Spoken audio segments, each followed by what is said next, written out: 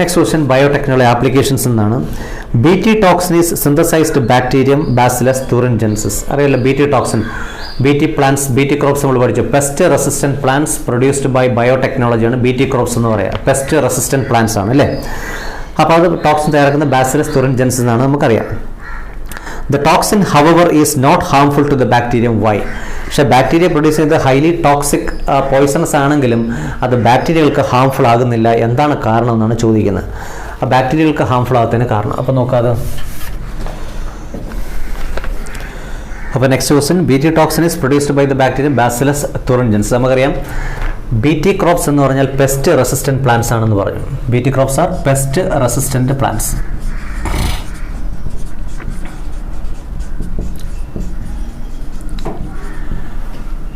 പക്ഷേ ഈ pest resistance കൊടുക്കുന്നത് ഒരു ടോക്സിനാണ്. ആ ടോക്സിനെ എന്ത് പേര് പറയുക? Bt toxin or insecticidal toxin എന്ന് പറയും. ഇൻസെക്ടിസൈഡൽ ടോക്സിനാണ് അവിടെ പ്രൊഡ്യൂസ് ചെയ്യുക. പക്ഷേ ഈ ടോക്സിൻ പ്രൊഡ്യൂസ് ചെയ്ത് പ്ലാന്റ് അല്ല, പിന്നെ ആരാണ്? Bacillus thuringiensis എന്ന ബാക്ടീരിയയാണ് പ്രൊഡ്യൂസ് ചെയ്യുക. അപ്പോൾ Bt toxin is produced by the bacterium Bacillus thuringiensis. ഈ ബാക്ടീരിയ അതിൻ്റെ ഗ്രോത്ത് ഫേസിൽ ഒരു സ്റ്റേജിൽ ബാക്ടീരിയ ഏതാണ്? Bacillus thuringiensis എന്ന ബാക്ടീരിയം അതിൻ്റെ ഗ്രോത്ത് ഫേസിൽ ഒരു ഇൻസെക്ടിസൈഡൽ ടോക്സിൻ പ്രോട്ടീൻ പ്രൊഡ്യൂസ് ചെയ്യുന്നുണ്ട്. ആ ടോക്സിൻ പ്രൊഡ്യൂസ് ചെയ്യാൻ കാരണമായ ജീനുകളെയാണ് കട്ട് ചെയ്ത് പ്ലാന്റ്സിൽ വെച്ചിരിക്കുന്നത്. അപ്പോൾ പ്ലാന്റ്സിന് എന്ത് കിട്ടാം? ഇൻസെക്റ്റുകളെ റെസിസ്റ്റ് ചെയ്യാനുള്ള കഴിവ് കിട്ടും. പക്ഷേ ഇതെന്തുകൊണ്ട് ബാക്ടീരിയകൾക്ക് ഹാംഫുൾ ആകുന്നില്ല എന്നാണ് ചോദിക്കുന്നത്. കാരണം ഇതൊരു ടോക്സിനാണ്. കാരണം ഇതാണ് എൻ്റെ answer. Toxin remains inactive in the bacterium. That inactive toxin is called protoxin. അപ്പോൾ toxin remain inactive in bacterium. ബാക്ടീരിയയിലും പ്ലാന്റിലും അങ്ങനെ തന്നെയാണ്, ഇനാക്റ്റീവായിട്ടാണ് ഇരിക്കുക. മനസ്സിലായില്ലേ? അപ്പോൾ അങ്ങനെ ഇനാക്റ്റീവായിട്ട് ഇരിക്കുന്നത് കൊണ്ടാണ് ബാക്ടീരിയകൾക്ക് അത് ഹാംഫുള്ളായി മാറാത്തത്. അതാണ് ഇമ്പോർട്ടൻ്റ് ക്വസ്റ്റ്യൻ. അപ്പോൾ Bt toxin is produced by the bacterium during its growth phase. അതൊരു ഇൻസെക്ടിസൈഡൽ ടോക്സിനാണ്, ഇൻസെക്ടിസൈഡൽ പ്രോട്ടീനാണ്. പക്ഷേ ആ ടോക്സിൻ ബാക്ടീരിയകളിൽ കാണുന്ന ഇനാക്റ്റീവ് ഫോമിലാണ്. Inactive form of toxin is called protoxin. Okay, ഈ ടോക്സിൻ പ്രൊഡ്യൂസ് ചെയ്യാൻ കാരണമായ ചില പ്രോട്ടീനുകളുണ്ട്. They are called cry proteins. എന്താണ് പേര്? ക്രൈ പ്രോട്ടീൻസ് എന്നാണ് പറയാം. ആ ക്രൈ പ്രോട്ടീൻ പ്രൊഡ്യൂസ് ചെയ്യാൻ കാരണമായ ചില ജീനുകളും കാണപ്പെടുന്നുണ്ട്. They are called cry genes. അതിന് എക്സാമ്പിൾസ് നിങ്ങൾ പഠിച്ചിട്ടുണ്ട്. ക്രൈ 1AC, ക്രൈ 2AB, ഇങ്ങനെ ചില എക്സാമ്പിൾസും പഠിച്ചിട്ടുണ്ട്. ഇതൊക്കെ ക്രൈ ജീൻസുകളാണ്. അപ്പോൾ cry protein or cry toxin produce ചെയ്യാൻ കാരണമായ ജീനുകളെ പറയുന്ന പേരാണ് ക്രൈ ജീൻസ്. ക്രൈ ജീൻസിന് എക്സാമ്പിളാണ് ക്രൈ 1AC, ക്രൈ 2AB, ഇങ്ങനെയാണ് വരിക. മനസ്സിലല്ലോ? അപ്പോൾ ഇതുവഴി നമ്മൾ പെസ്റ്റ് റെസിസ്റ്റന്റ് പ്ലാന്റ്സിനെ പ്രൊഡ്യൂസ് ചെയ്യാൻ പറ്റും. ഇനി ഇത് എങ്ങനെയാണ് പ്ലാന്റ്സിൽ അഫക്റ്റ് ചെയ്യുന്ന പെസ്റ്റുകളെ അറ്റാക്ക് ചെയ്ത് നോക്കുക. പ്ലാന്റ്സിലും ഈ ബാക്ടീരിയകളൊക്കെ ഇത് കാണുന്നത് ഇനാക്റ്റീവ് ഫോമിലാണെന്ന് പറഞ്ഞു. അപ്പോൾ അത് പ്രോടോക്സിൻ എന്നാണ് അതിനെ പറയുക. എപ്പോഴെങ്കിലും ഒരു ഇൻസെക്റ്റ് ആ ടോക്സിനെ കഴിക്കുമ്പോൾ, മീൻസ് ഒരു പ്ലാന്റിലുള്ള നമ്മൾ പഠിച്ചു ഫ്രൂട്ട് ബോറർ, സ്റ്റെം ബോറർ, ഇങ്ങനെയുള്ള ചില ഇൻസെക്റ്റ് പെസ്റ്റുകളെ പറ്റി പഠിച്ചു. അപ്പോൾ ഇൻസെക്റ്റുകൾ അതിനെ ഇൻജസ്റ്റ് ചെയ്യുമ്പോൾ, ഈ ടോക്സിനെ ഇൻജസ്റ്റ് ചെയ്യുമ്പോൾ ആ ടോക്സിൻ എവിടേക്ക് പോകുന്നു? ഇൻസെക്റ്റുകളുടെ മിഡ്ഗട്ട് എപ്പിത്തീലിയത്തിലെത്തുന്നു. മിഡ്ഗട്ടിലെത്തുന്നു. ആ മിഡ്ഗട്ടിൽ കാണുന്ന ആൽക്കലൈൻ pH കാരണം, മിഡ്ഗട്ടിലെ ആൽക്കലൈൻ pH കാരണമാണ് ഈ ടോക്സിൻ എന്തായി മാറുക? ആക്റ്റീവ് ടോക്സിനായിട്ട് മാറുക. അപ്പോൾ ഓർത്ത് വയ്ക്കുക, ബാക്ടീരിയയിലും പ്ലാന്റ്സിലും ഇത് remain inactive. It is called protoxin. When an insect ingest the toxin, ഒരു ഇൻസെക്ട് അതിനെ ഇൻജസ്റ്റ് ചെയ്യുമ്പോൾ, കഴിക്കുമ്പോൾ അതിൻ്റെ മിഡ്ഗട്ടിലേക്ക് പോകുന്നു. അതിൻ്റെ മിഡ്ഗട്ടിലുള്ള എന്ത് കാരണം? ആൽക്കലൈൻ pH കാരണം ഈ പ്രോടോക്സിൻ മീൻസ് ഇനാക്റ്റീവ് ടോക്സിൻ ആക്റ്റീവ് ടോക്സിനായിട്ട് മാറുന്നു. അങ്ങനെ ആക്റ്റീവ് ടോക്സിനായിട്ട് മാറിയിട്ട് ഈ ഇൻസെക്റ്റിൻ്റെ എവിടെ? മിഡ്ഗട്ട് എപ്പിത്തീലിയത്തിൽ പറ്റിപ്പിടിക്കുന്നു. മിഡ്ഗട്ട് എപ്പിത്തീലിയത്തിൽ പറ്റിപ്പിടിച്ചിരുന്ന് അവിടെ എന്താണ്? സെൽ സ്വെല്ലിംഗ് ആൻഡ് ലൈസിസിന് കാരണമാകുന്നു. അങ്ങനെ ക്രമേണ ആ പെസ്റ്റിനെ നശിപ്പിക്കുകയും ചെയ്യുന്നു. Death of the pest. അപ്പോൾ ഇതും ചോദിക്കുന്ന ക്വസ്റ്റ്യൻ, ഇത് രണ്ടും ഇമ്പോർട്ടൻറ്റ് ക്വസ്റ്റ്യൻ തന്നെയാണ്. കാരണം ഒന്ന്, എന്തുകൊണ്ടത് ബാക്ടീരിയകൾക്ക് ഹാംഫുൾ ആകുന്നില്ല? അതിൻ്റെ ആൻസർ ഇതാണ്, ടോക്സിൻ റിമൈൻ ഇനാക്റ്റീവ് കോൾഡ് പ്രോടോക്സിൻ. പിന്നെ എങ്ങനെയാണ് ഇത് ഇൻസെക്റ്റുകളെ നശിപ്പിക്കുന്നത്? Bt കോട്ടണിലൊക്കെ നശിപ്പിക്കുന്നതാണ്. അപ്പോൾ Bt കോട്ടണിലൊക്കെ നശിപ്പിക്കുമ്പോൾ എന്താണ് പറയേണ്ടത്? When an insect ingest the toxin it become active due to the alkaline pH of the midgut. എന്നിട്ട് അതിൻ്റെ മിഡ്ഗട്ട് എപ്പിത്തീലിയത്തിൽ പറ്റിപ്പിടിക്കുന്ന സെൽ സ്വെല്ലിങ്ങിനും സെൽ ലൈസിസിനും കാരണമാകുന്നു. And eventually cos death of the insect. അങ്ങനെ അത് ഓർഗാനിസം നശിക്കുകയും ചെയ്യുന്നു. അപ്പോൾ അതാണ് Bt toxin. എന്തായാലും ഇത് എന്താണെന്ന് അറിയില്ല, പെസ്റ്റ് റെസിസ്റ്റൻറ്റ് പ്ലാന്റ്സ് ആണ്. ഇതുകൊണ്ടുള്ള അഡ്വാൻറ്റേജ് എന്ന് വെച്ചാൽ എന്താണ്? നമ്മൾ ആർട്ടിഫിഷ്യലായിട്ട് പെസ്റ്റിസൈഡ്സ് ഒന്നും കെമിക്കൽ പെസ്റ്റിസൈഡ്സ് ഉപയോഗിക്കേണ്ട കാര്യമില്ല. പ്ലാന്റ്സ് തന്നെ പെസ്റ്റിനെ നശിപ്പിക്കുന്ന ഒരു രീതിയിലാണ് വരിക. അപ്പോൾ ഇത് രണ്ട് ഇമ്പോർട്ടൻറ്റ് ക്വസ്റ്റ്യൻസ് ആണ് ഓർത്ത്. എങ്ങനെ ഈ ടോക്സിൻ ഇൻസെക്റ്റുകളെ നശിപ്പിക്കുന്നു എന്നുള്ളത്, ഇത് എന്തുകൊണ്ടത് ബാക്ടീരിയകൾക്ക് ഹാംഫുൾ ആകുന്നില്ല എന്നുള്ളത്, രണ്ട് ക്വസ്റ്റ്യൻസ് ആണ് ഇവിടെ പറയുന്നത്. പിന്നെ അതുമായിട്ട് കണക്ട് ചെയ്ത് ആ ക്രൈ ജീൻസ് ഇവിടെ പറഞ്ഞു. Cry 1AC, cry 2AB, cry 1AC, ഇങ്ങനെയൊക്കെ പലതരത്തിൽ എക്സാമ്പിൾസ് ഉണ്ട്. അത് ഓർത്ത് വയ്ക്കുക. അതാണ് ബാസിലസ് തുറിഞ്ചെൻസിസ് എന്ന് പറയുന്നത്. നെക്സ്റ്റ് ക്വസ്റ്റ്യൻ എന്ന് പറയുന്നത് comment on restriction endonucleases with an example. Restriction എൻഡോന്യൂക്ലിയസിനെ കുറിച്ച് പറയാനാണ് പറയുന്നത്. അതിനോടൊപ്പം അതിന് എക്സാമ്പിൾസും പറയാം. പക്ഷെ നമ്മൾ അല്പം മുമ്പ് പറഞ്ഞതാണ് റെസ്ട്രിക്ഷൻ എൻഡോന്യൂക്ലിയസ്. എന്തിനു ഉപയോഗിക്കുന്നതാണ് റെസ്ട്രിക്ഷൻ എൻഡോന്യൂക്ലിയസ്? ഡീറ്റെയിൽഡ് ആയിട്ട് നേരത്തെ അല്പം മുമ്പ് പറഞ്ഞു.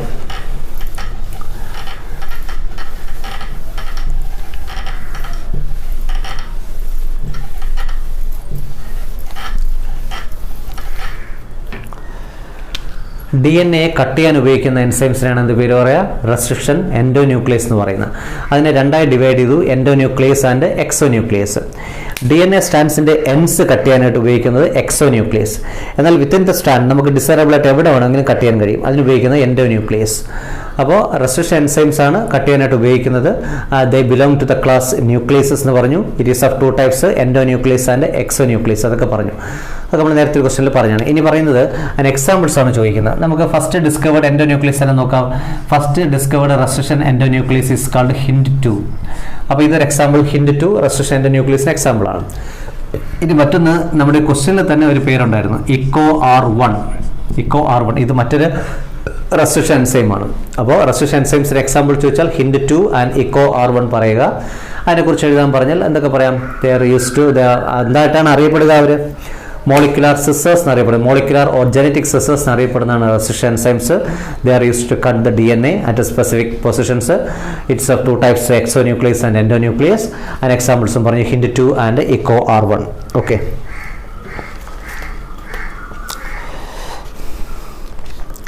Next question, 20th question, 20th question എന്ന് പറയുന്നത് ഇങ്ങനെ ഒരു പിക്ചർ തന്നിട്ടുണ്ട്. നമ്മുടെ എക്കോളജിയിൽ വരുന്നൊരു ഇതാണ്, ഓർഗാനിസംസ് ആൻഡ് പോപ്പുലേഷൻസിൽ വരുന്ന ഒരു ക്വസ്റ്റ്യൻ ആണത്. 3 തരത്തിലുള്ള ഏജ് ഗ്രൂപ്പ്സ് ആണ്. ഈ പിക്ചർ എന്താണെന്ന് ഐഡൻറ്റിഫൈ ചെയ്യുക, അതാണ് ചോദിക്കുന്ന ക്വസ്റ്റ്യൻ. ഇത് അറിയാലോ, ഇത് ഏജ് പിരമിഡ്സ് ആണ്. എന്താ പിരമിഡ്സ് ആണ്? ഏജ് പിരമിഡ്സിനെ കുറിച്ചാണ് അവിടെ പറയുന്നത്. ഏജ് പിരമിഡ്സ് എന്തിൻ്റെ നമ്പറിനെ ഡിപ്പെൻഡ് ചെയ്തിരിക്കുമെന്ന് ചോദിച്ചാൽ അതിനെക്കുറിച്ച് പറയാം. അപ്പോൾ ഏജ് പിരമിഡ്സിനെ കുറിച്ചാണ് നമ്മളിവിടെ പറയാൻ പോകുന്നത്.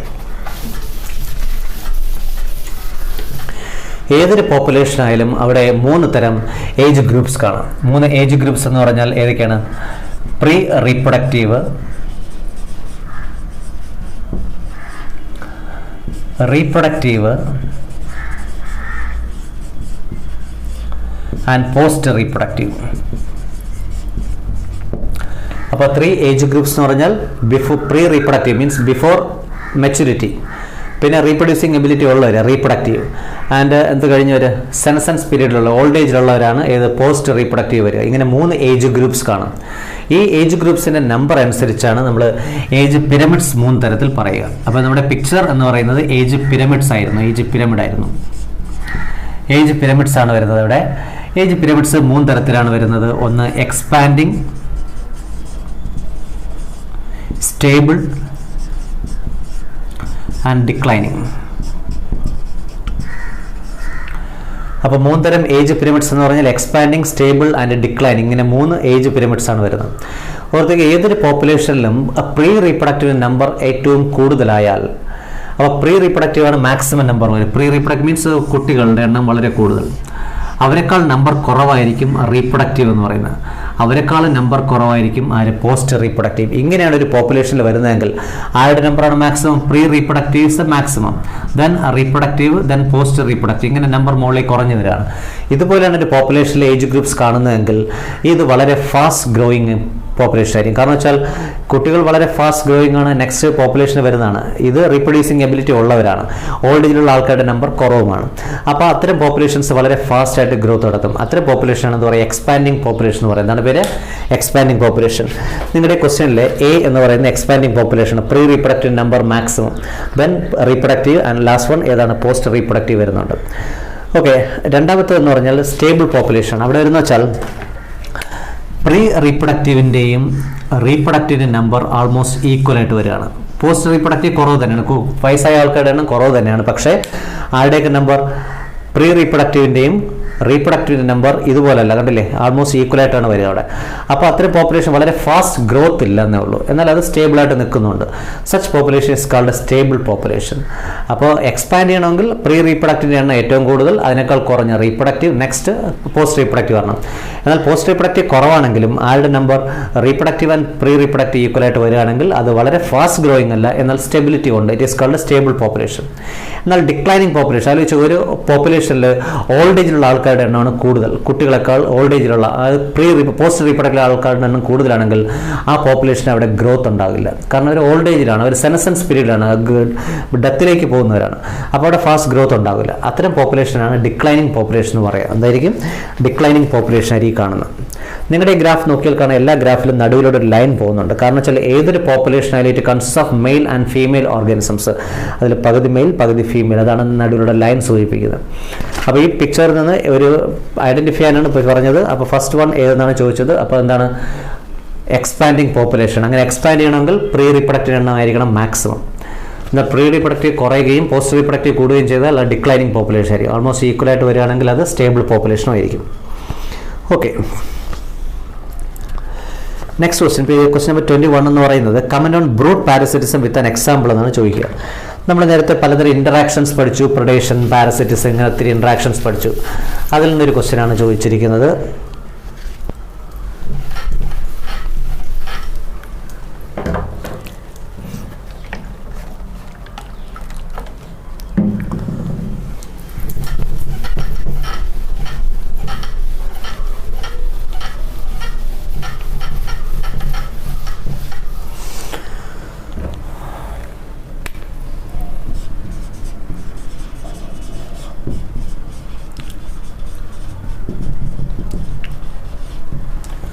Brute parasitism. സിമ്പിൾ ആണ് സംഭവം.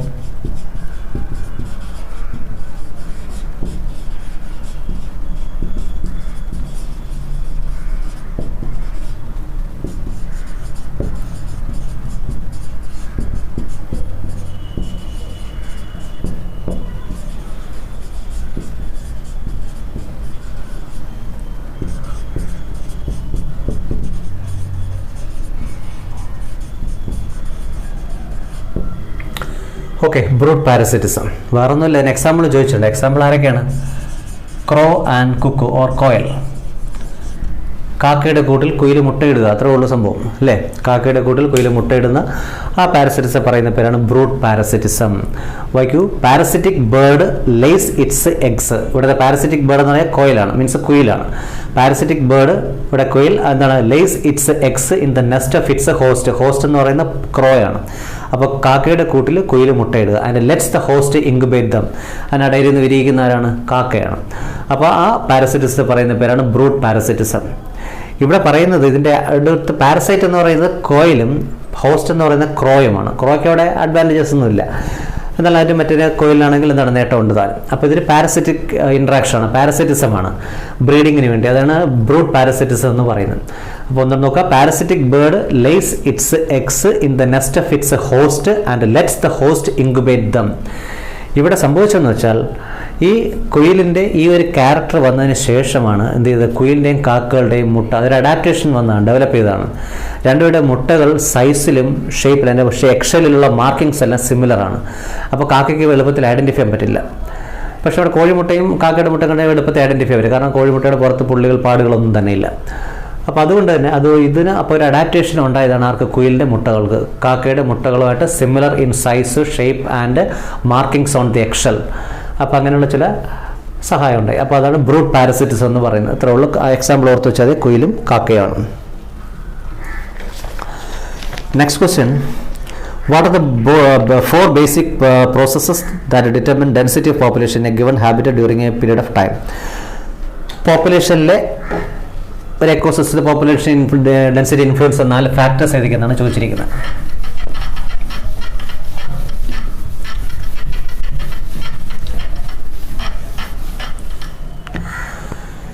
ഏതൊരു പോപ്പുലേഷനിലായാലും പോപ്പുലേഷൻ ഡെൻസിറ്റി ഇൻഫ്ലുവൻസ് എന്ന 4 ഫാക്ടേഴ്സാണുള്ളത്. ഒന്ന് നേറ്റാലിറ്റി, രണ്ടാമത്തേത് മോർട്ടാലിറ്റി, മൂന്നാമത്തേത് immigration, and last one emigration.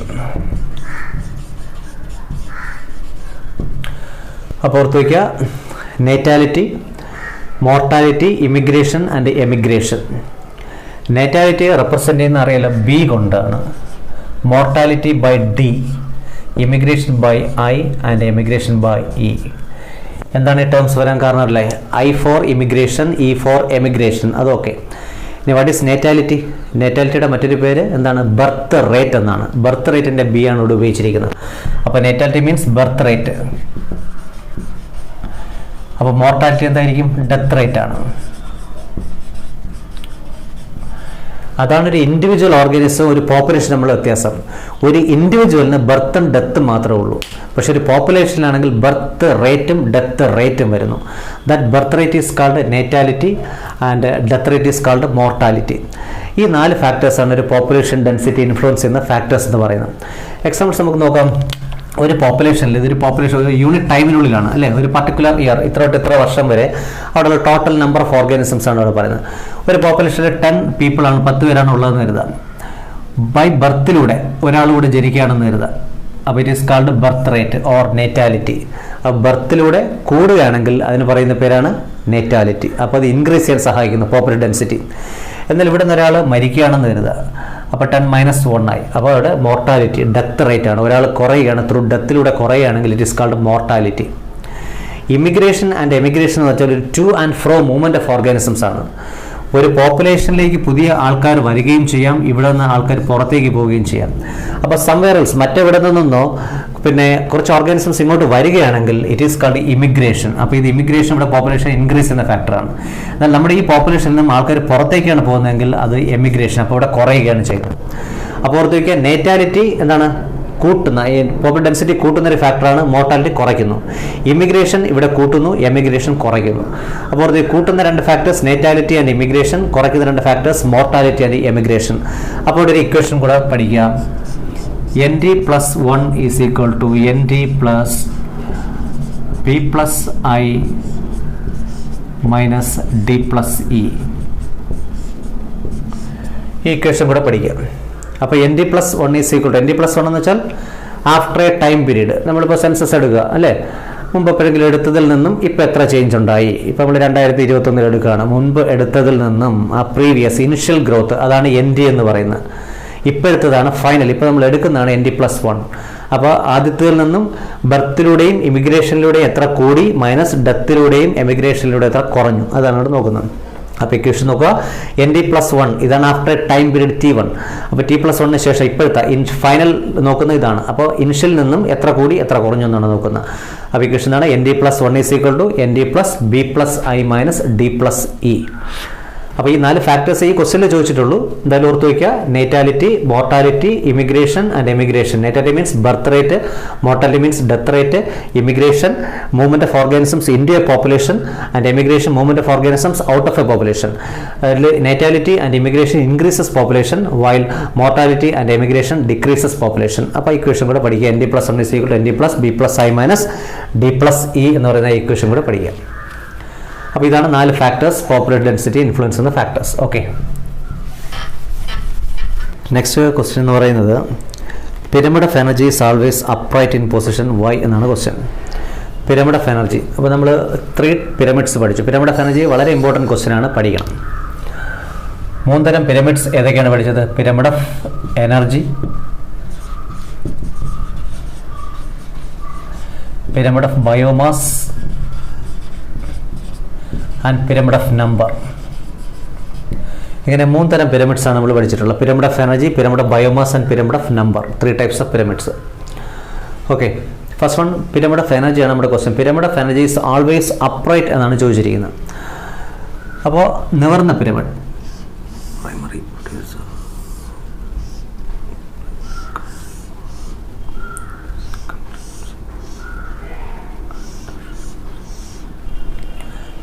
നോക്കിവിടെ ഒരു പിരമിഡ് ഓഫ് എനർജിയാണ്. ഈ ഫസ്റ്റ് ട്രോഫിക് ലെവൽ വരുന്നത് ആരാണെന്ന് അറിയില്ല, പ്രൈമറി പ്രൊഡ്യൂസറാണ്. ഇത് ഫസ്റ്റ് ട്രോഫിക് ലെവലാണ്. ഇത് പ്രൈമറി കൺസ്യൂമറാണ്, PC പ്രൈമറി കൺസ്യൂമർ. ഇത് സെക്കൻഡറി കൺസ്യൂമറാണ്, ഇത് ടെർഷറി കൺസ്യൂമറാണ്. അപ്പോൾ ഫസ്റ്റ് ട്രോഫിക് ലെവലിൽ വരുന്നത് എപ്പോഴും പ്രൈമറി പ്രൊഡ്യൂസർ, സെക്കൻഡ് ട്രോഫിക് ലെവലിൽ പ്രൈമറി കൺസ്യൂമർ, തേർഡ് ട്രോഫിക് ലെവലിൽ secondary consumer and fourth trophic ലെവലിൽ ടെർഷറി കൺസ്യൂമർ. പിന്നെ ഇത് പിരമിഡ് ഓഫ് എനർജി ആണെന്ന് മനസ്സിലാക്കാനായിട്ട് ഇവിടെ ഒരു ജൂൾ അതിൻ്റെ എനർജിയുടെ അളവ് കൊടുത്തിട്ടുണ്ട്. ഫോർ എക്സാമ്പിൾ പറയുകയാണെങ്കിൽ നമുക്ക് ഒരു 1000 ജൂൾ, പിന്നെ അടുത്ത് 100 ജൂൾ, 10 ജൂൾ, ഇങ്ങനെ കുറഞ്ഞ് പോകണമെന്ന് കരുതുക. ഓക്കെ, നമുക്ക് എനർജിയുടെ ലെവൽ മുകളിലേക്ക് പോകുന്നതോടെ കുറഞ്ഞിട്ട് വരികയാണ്. ഇതാണ് ചോദിച്ച question. Pyramid of energy is always upright. ഇത്തരം പിരമിഡ്സിനാണ് അപ്രൈറ്റ് പിരമിഡ്സ് എന്ന് പറയുക. നിങ്ങൾ ഓർക്കാനുള്ളത് ഏത് പിരമിഡായാലും, ഇതിപ്പോൾ അപ്രൈറ്റ് പിരമിഡാണ്, ഇത് ഇൻവെർട്ടഡ് പിരമിഡാണ്, തല കീഴായിട്ട് വരുന്നൊരു പിരമിഡാണ്. ഏത് പിരമിഡായാലും പ്രൈമറി പ്രൊഡ്യൂസർ ആയിരിക്കണം എവിടെ വരാൻ, താഴത്തെ ലെവലിൽ വരാൻ. ഇതിപ്പോൾ ഇൻവെർട്ടഡ് പിരമിഡാണ്, ഇത് അപ്രൈറ്റ് പിരമിഡാണ്. ഇൻവെർട്ടഡ് പിരമിഡ് ആയാലും ശരി, അപ്രൈറ്റ് പിരമിഡ്, ഇത് 3 ടൈപ്സ് ഓഫ് പിരമിഡ്സിലും ഇൻവെർട്ട് ആയാലും ശരി, അപ്രൈറ്റ് ആയാലും ഏറ്റവും താഴത്തെ കോളത്തിൽ ആര് വരണം? പ്രൈമറി പ്രൊഡ്യൂസർ വരണം. കാരണം പ്ലാന്റ്സ് ആർ ദ പ്രൊഡ്യൂസേഴ്സ്, അവിടെ നിന്നാണ് തുടങ്ങുക. ഇനി എന്തുകൊണ്ട് ഇത് ആൾവേസ് അപ്രൈറ്റ് ആയിട്ട് വരുന്നു എന്ന് വെച്ചാൽ, ഇവിടെ നോക്കുക, എനർജിയുടെ ലെവൽ നോക്കിക്കഴിഞ്ഞാൽ കാണാം മുകളിലേക്ക് പോകുന്നതോറും എനർജിയുടെ ലെവൽ കുറഞ്ഞുകൊണ്ടേയിരിക്കുകയാണ്. അതിന് കാരണം എന്ന് വെച്ചാൽ 2 കാരണങ്ങളുണ്ട്. അവിടെയാണ് നമ്മുടെ ലാ പഠിച്ചത്, ലാ ഓഫ് 10% എന്ന് പറയുന്നത്. ലാ ഓഫ് 10% എന്നല്ല. കാരണം പ്ലാന്റ്സ് അവർക്ക് കിട്ടുന്ന എനർജിയുടെ അവൈലബിൾ എനർജിയുടെ 50% യൂസ് ചെയ്യും, ബാക്കി 50% അവർ സ്റ്റോർ ചെയ്ത് വെക്കും. എന്താ പറഞ്ഞാൽ പ്ലാന്റ്സ് അവരുടെ അവൈലബിൾ എനർജിയുടെ 50% യൂസ് ചെയ്യുന്നുള്ളൂ, ബാക്കി 50% അവർ സ്റ്റോർ ചെയ്യും. പക്ഷേ അനിമൽസ് അങ്ങനെയല്ല, അവർക്ക് അവൈലബിൾ ആയിട്ടുള്ള എനർജിയുടെ 90% ഉപയോഗിച്ച് തീർക്കുന്നു, ബാക്കി 10% മാത്രമേ അടുത്ത ട്രോഫിക് ലെവൽസിലേക്ക് ട്രാൻസ്ഫർ ചെയ്യുള്ളൂ. അത്ര ലാ പറയുന്നവരാണ് ലാ ഓഫ് 10% എന്ന് പറയുന്നത്. അപ്പോൾ ലാ of 10% States that efficiency of energy transfer at a consumer level, efficiency of energy transfer at a consumer level is about 10%. 90% ഉപയോഗിച്ചിട്ട് അടുത്ത 10% മാത്രമേ സ്റ്റോർ ചെയ്യുന്നുള്ളൂ. അപ്പോൾ അങ്ങനെ മുകളിലേക്ക് കൊടുക്കുന്നുള്ളൂ നെക്സ്റ്റ് ആൾക്ക്. അങ്ങനെ ഒരു ലെവലിൽ നിന്ന് അടുത്ത ലെവലിലേക്ക് പോകുന്നത് 10% എനർജി മാത്രമേ ട്രാൻസ്ഫർ ചെയ്യുന്നുള്ളൂ. അതുകൊണ്ട് തന്നെ ഇവിടെ ഏറ്റവും കൂടുതൽ എനർജി കിട്ടുന്ന ആർക്കാണ്? പ്രൈമറി പ്രൊഡ്യൂസർക്കാണ്. ഇനി നമുക്ക് ഒരു എക്സാമ്പിൾസോട് നോക്കാം. ഇത് പ്രൈമറി പ്രൊഡ്യൂസർ എന്ന് പറയുമ്പോൾ ഗ്രാസ് നമ്മുടെ പ്രൊഡ്യൂസറാണ്. പ്രൈമറി കൺസ്യൂമർ ഒരു ഡിയർ, സെക്കൻഡറി കൺസ്യൂമർ ഒരു ഫോക്സ്, ആൻഡ് ഫോർത്ത് വൺ ഒരു ലയൺ. ഇതിപ്പോൾ ചിലപ്പോൾ എനർജിയുടെ നെസസിറ്റി ചിലപ്പോൾ കൂടുതൽ ലയൺ ആയിരിക്കും, പക്ഷേ കിട്ടുന്നുണ്ടോ? ഇല്ല. ഓരോരുത്തരും അവർക്ക് കിട്ടിയ എനർജിയുടെ 90% യൂസ് ചെയ്ത് 10% മാത്രമേ അടുത്ത ആൾക്ക് ട്രാൻസ്ഫർ ചെയ്യുന്നുള്ളൂ. അപ്പോൾ ഹയർ കാർണിവോർസിലേക്ക് പോകും തോറും എനർജിയുടെ ലെവൽ എപ്പോഴും കുറഞ്ഞുകൊണ്ടേയിരിക്കും. അപ്പോൾ ഹയർ കാർണിവോർസിലേക്ക് പോകുന്നത് ഇപ്പോൾ ഏറ്റവും കൂടുതൽ എനർജി കിട്ടുന്ന ആർക്കാണ്? ഗ്രാസിനാണ്. സൺലൈറ്റിൽ നിന്ന് ഡയറക്റ്റായിട്ട് കിട്ടിയത് പ്രൈമറി പ്രൊഡ്യൂസർക്കാണ്. ആ പ്രൈമറി പ്രൊഡ്യൂസറിനെ കൺസ്യൂം ചെയ്യുന്ന ആൾക്ക് ഇവർ സ്റ്റോർ ചെയ്യുന്ന മാത്രമേ കിട്ടുന്നുള്ളൂ. ഡിയർ സ്റ്റോർ ചെയ്യുന്ന മാത്രമേ ഫോക്സിന് കിട്ടുന്നുള്ളൂ. അപ്പം അങ്ങനെ പോകുന്നുണ്ട്. ഇന്ന് മാത്രമല്ല, എത്ര തവണ എനർജി ട്രാൻസ്ഫർ നടക്കുന്നുണ്ട്. ഇവിടെ ഒരു എനർജി ട്രാൻസ്ഫർ നടന്നു, ഈ ലെവലിലെല്ലാം എനർജി ട്രാൻസ്ഫർ നടക്കുകയാണ്. പിന്നെ അല്ലാതെ സൂര്യനിൽ നിന്നൊരു എനർജി ട്രാൻസ്ഫർ നടക്കുന്നുണ്ട്. ഈ എല്ലാ ലെവലിലും എന്ത് സംഭവിക്കുന്നത്? എനർജി എവിടെയെല്ലാം ട്രാൻസ്ഫർ ചെയ്യുന്നുണ്ടോ അവിടെല്ലാം ഹീറ്റായിട്ട് എനർജി നഷ്ടപ്പെടുന്നുണ്ട്, ഹീറ്റിൻ്റെ രൂപത്തിൽ എനർജി നഷ്ടപ്പെടുന്നുണ്ട്. അങ്ങനെയും എനർജി കുറഞ്ഞുകൊണ്ടേയിരിക്കുന്നുണ്ട്. മനസ്സിലായി? ഹീറ്റ് ലോസ് സംഭവിക്കാം. എത്ര തവണ എനർജി ട്രാൻസ്ഫർ നടത്തിയാലും ആ ട്രോഫിക് ലെവൽസിനിടയിലെല്ലാം എനർജി ലോസ് ചെയ്യാം in the form of heat. അപ്പോൾ ആ ലാ പറയുന്ന പേരാണ് ലാ ഓഫ് 10%. അപ്പോൾ ഇത് ഓർത്ത് വയ്ക്കുക. ചോദിച്ച ക്വസ്റ്റ്യൻ ഇതാണ്, pyramid of energy is always upright. Why? Always upright ആകുമ്പോൾ ഇങ്ങനെ വരും. ഏറ്റവും താഴെ വരുന്ന പ്രൈമറി പ്രൊഡ്യൂസർ, ദെൻ സെക്കൻഡറി ആരാണ്? Primary consumer, secondary consumer, tertiary consumer, ഇങ്ങനെ വരും. മുകളിൽ വരുന്ന ഹയർ കാർണിവോർസ് ആണ്. ഹയർ കാർണിവോർസിന് എനർജി കൂടുതൽ വേണമെങ്കിലും അത്രയും കിട്ടില്ല. കാരണം വെച്ചാൽ ലാ ഓഫ് 10% ഫോളോ ചെയ്താണ് എനർജി ട്രാൻസ്ഫർ ചെയ്യുക. 10% മാത്രമേ ട്രാൻസ്ഫർ ചെയ്ത് പോകുന്നുള്ളൂ. അത് മാത്രമല്ല, എവിടെല്ലാം എനർജി ട്രാൻസ്ഫർ നടക്കുന്നുണ്ടോ അവിടെയെല്ലാം energy will be lost in the form of heat loss ഉണ്ടാകാം. ഓക്കെ, അപ്പോൾ അത് പിരമിഡ് ഓഫ് എനർജി. പിന്നെ അതുമായിട്ട് കണക്ട് ചെയ്ത് 2 കാര്യങ്ങളുടെ പറയാം. Pyramid of biomass and pyramid of number. Pyramid of biomass എന്ന് പറയുമ്പോഴത്തേക്ക് എന്താണ്? ഇതുപോലെ തന്നെയാണ്, ഗ്രാഫിക് റെപ്രസെൻറ്റേഷൻ ഓഫ് പിരമിഡ് തന്നെയാണ്, ഫുഡ് ചെയിൻ തന്നെയാണ്. പക്ഷെ അവിടെ നമ്മൾ പറയുന്നത് മാറ്ററിൻ്റെ ട്രാൻസ്ഫറൻസ് ആണ് പറയുന്നത്. ലോസ് ഓഫ് മാറ്റർ സംഭവിക്കുക അവിടെ, അല്ലേ? ഇപ്പോൾ ഇവിടെ മാറ്റർ നോക്കുകയാണെങ്കിൽ ബോഡി മാസ്, ബയോമാസ് നോക്കുകയാണെങ്കിൽ ലയനാണ് ഏറ്റവും കൂടുതൽ. പക്ഷേ ഈ പിരമിഡ് ഓഫ് ബയോമാസ് എഴുതുമ്പോഴത്തേക്കും നോർമലി ഇതുപോലെ തന്നെയാണ് വരിക, അപ്രൈറ്റ് പിരമിഡ്സ് ആയിരിക്കും.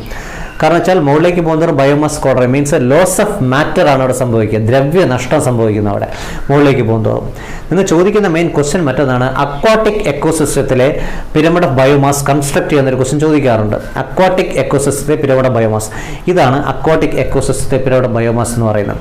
ഇവിടെ PP എന്ന് പറയുന്നത് ഫൈറ്റോ പ്ലാങ്ക്ടൺസ് ആയിരിക്കും. അതിന് ഫൈറ്റോ പ്ലാങ്ക്ടൺസ്, അതിന് ബയോമാസ് കുറവായിരിക്കും. എന്നാൽ അതിനെ ഡിപ്പെൻഡ് ചെയ്യുന്ന ആർക്ക്? ഫിഷസിനാണെങ്കിൽ ബയോമാസ് കൂടുന്നവിടെ. അപ്പോൾ അക്വാട്ടിക് എക്കോസിസ്റ്റത്തിൽ മാത്രമേ പിരമിഡ് ഓഫ് ബയോമാസ് ഇൻവെർട്ടഡ് ആയിട്ട് വരുള്ളൂ. അപ്പോൾ ഇത് പിരമിഡ് ഓഫ് ബയോമാസ് ആണ്, അത് ഇൻവെർട്ട് ആയിട്ട് വരാം. ഇനി പിരമിഡ് ഓഫ് നമ്പറും നോർമലി ഇതുപോലെ ആയിരിക്കും വരിക. കാരണം എന്താണ്, പ്ലാന്റ്സിൻ്റെ നമ്പർ ആയിരിക്കും ഏറ്റവും മാക്സിമം. അതിനെ ഡിപ്പെൻഡ് ചെയ്യുന്ന ഹെർബ്യൂൾസ്, അവരെ ഡിപ്പെൻഡ് ചെയ്യുന്ന കൺസ്യൂമേഴ്സൊക്കെ വീണ്ടും വീണ്ടും കുറഞ്ഞു വരും. സൈസ് കൂടുകയാണെങ്കിലും നമ്പർ കുറഞ്ഞു വരും. അപ്പോൾ graphic representation of number of organisms in each trophic level of a food chain is called pyramid of number. അത് നോർമലി എന്തായിരിക്കും, അപ്രൈറ്റ് പിരമിഡ് ആയിരിക്കും. എന്നാൽ തലകീഴായിട്ടും വരാം, ഇൻവെർട്ടായിട്ട് വരാം. എപ്പോഴാണ് പ്രൊഡ്യൂസറുടെ നമ്പർ കുറയുകയും അതിനെ ഡിപ്പെൻഡ് ചെയ്യുന്ന കൺസ്യൂമേഴ്സിൻ്റെ നമ്പർ കൂടുകയും ചെയ്താൽ എന്താ പറയുക, pyramid of number will be inverted. പ്രൊഡ്യൂസറുടെ നമ്പർ കുറയുക. ഇപ്പോൾ ഫോർ എക്സാമ്പിൾ ഒരു മാംഗോ ട്രീ നിൽക്കുകയാണ്, ആ മാംഗോ ട്രീ പ്രൊഡ്യൂസർ ഒന്നേ ഉള്ളൂ, പക്ഷേ അതിനെ ഡിപ്പെൻഡ് ചെയ്യുന്ന എത്രയും കൺസ്യൂമേഴ്സ് കാണും. ഷെൽട്ടറിന് വേണ്ടി, ഫുഡിന് വേണ്ടിയിട്ടൊക്കെ ഡിപ്പെൻഡ് ചെയ്യുന്ന നമ്മൾ ഉൾപ്പെടെ പല കൺസ്യൂമേഴ്സ് കാണും. അപ്പോൾ അങ്ങനെ പ്രൊഡ്യൂസറുടെ നമ്പർ കുറയുകയും അതിനെ ഡിപ്പെൻഡ് ചെയ്യുന്ന കൺസ്യൂമേഴ്സ് നമ്പർ കൂടുകയും ചെയ്താൽ പിരമിഡ് ഓഫ് നമ്പർ ഇൻവെർട്ടായിട്ട് വരാം. അപ്പോൾ അതും തലകീഴായിട്ട് വരാം. പക്ഷേ അവിടെയും താഴെ വരേണ്ടത് ആര് തന്നെ, പ്രൈമറി പ്രൊഡ്യൂസർ തന്നെ ആയിരിക്കും. അപ്പോൾ ഇതോർത്തേക്ക് pyramid of energy, pyramid of biomass and pyramid of number, ഇങ്ങനെ 3 ടൈപ്സ് ഓഫ് പിരമിഡ്സ് ആണുള്ളത്. നിങ്ങൾ ചോദിച്ച ക്വസ്റ്റ്യൻ ഇതാണ്. Pyramid of energy will always upright, മുകളിലേക്ക് പോകുന്ന എനർജിയുടെ ലെവൽ കുറഞ്ഞുകൊണ്ടേയിരിക്കും. അടുത്ത question, write any 2 reasons for ozone depletion in the stratosphere. Ozone depletion സംഭവിക്കാനുള്ള കാരണങ്ങളെക്കുറിച്ചാണ് ചോദിക്കുന്നത്.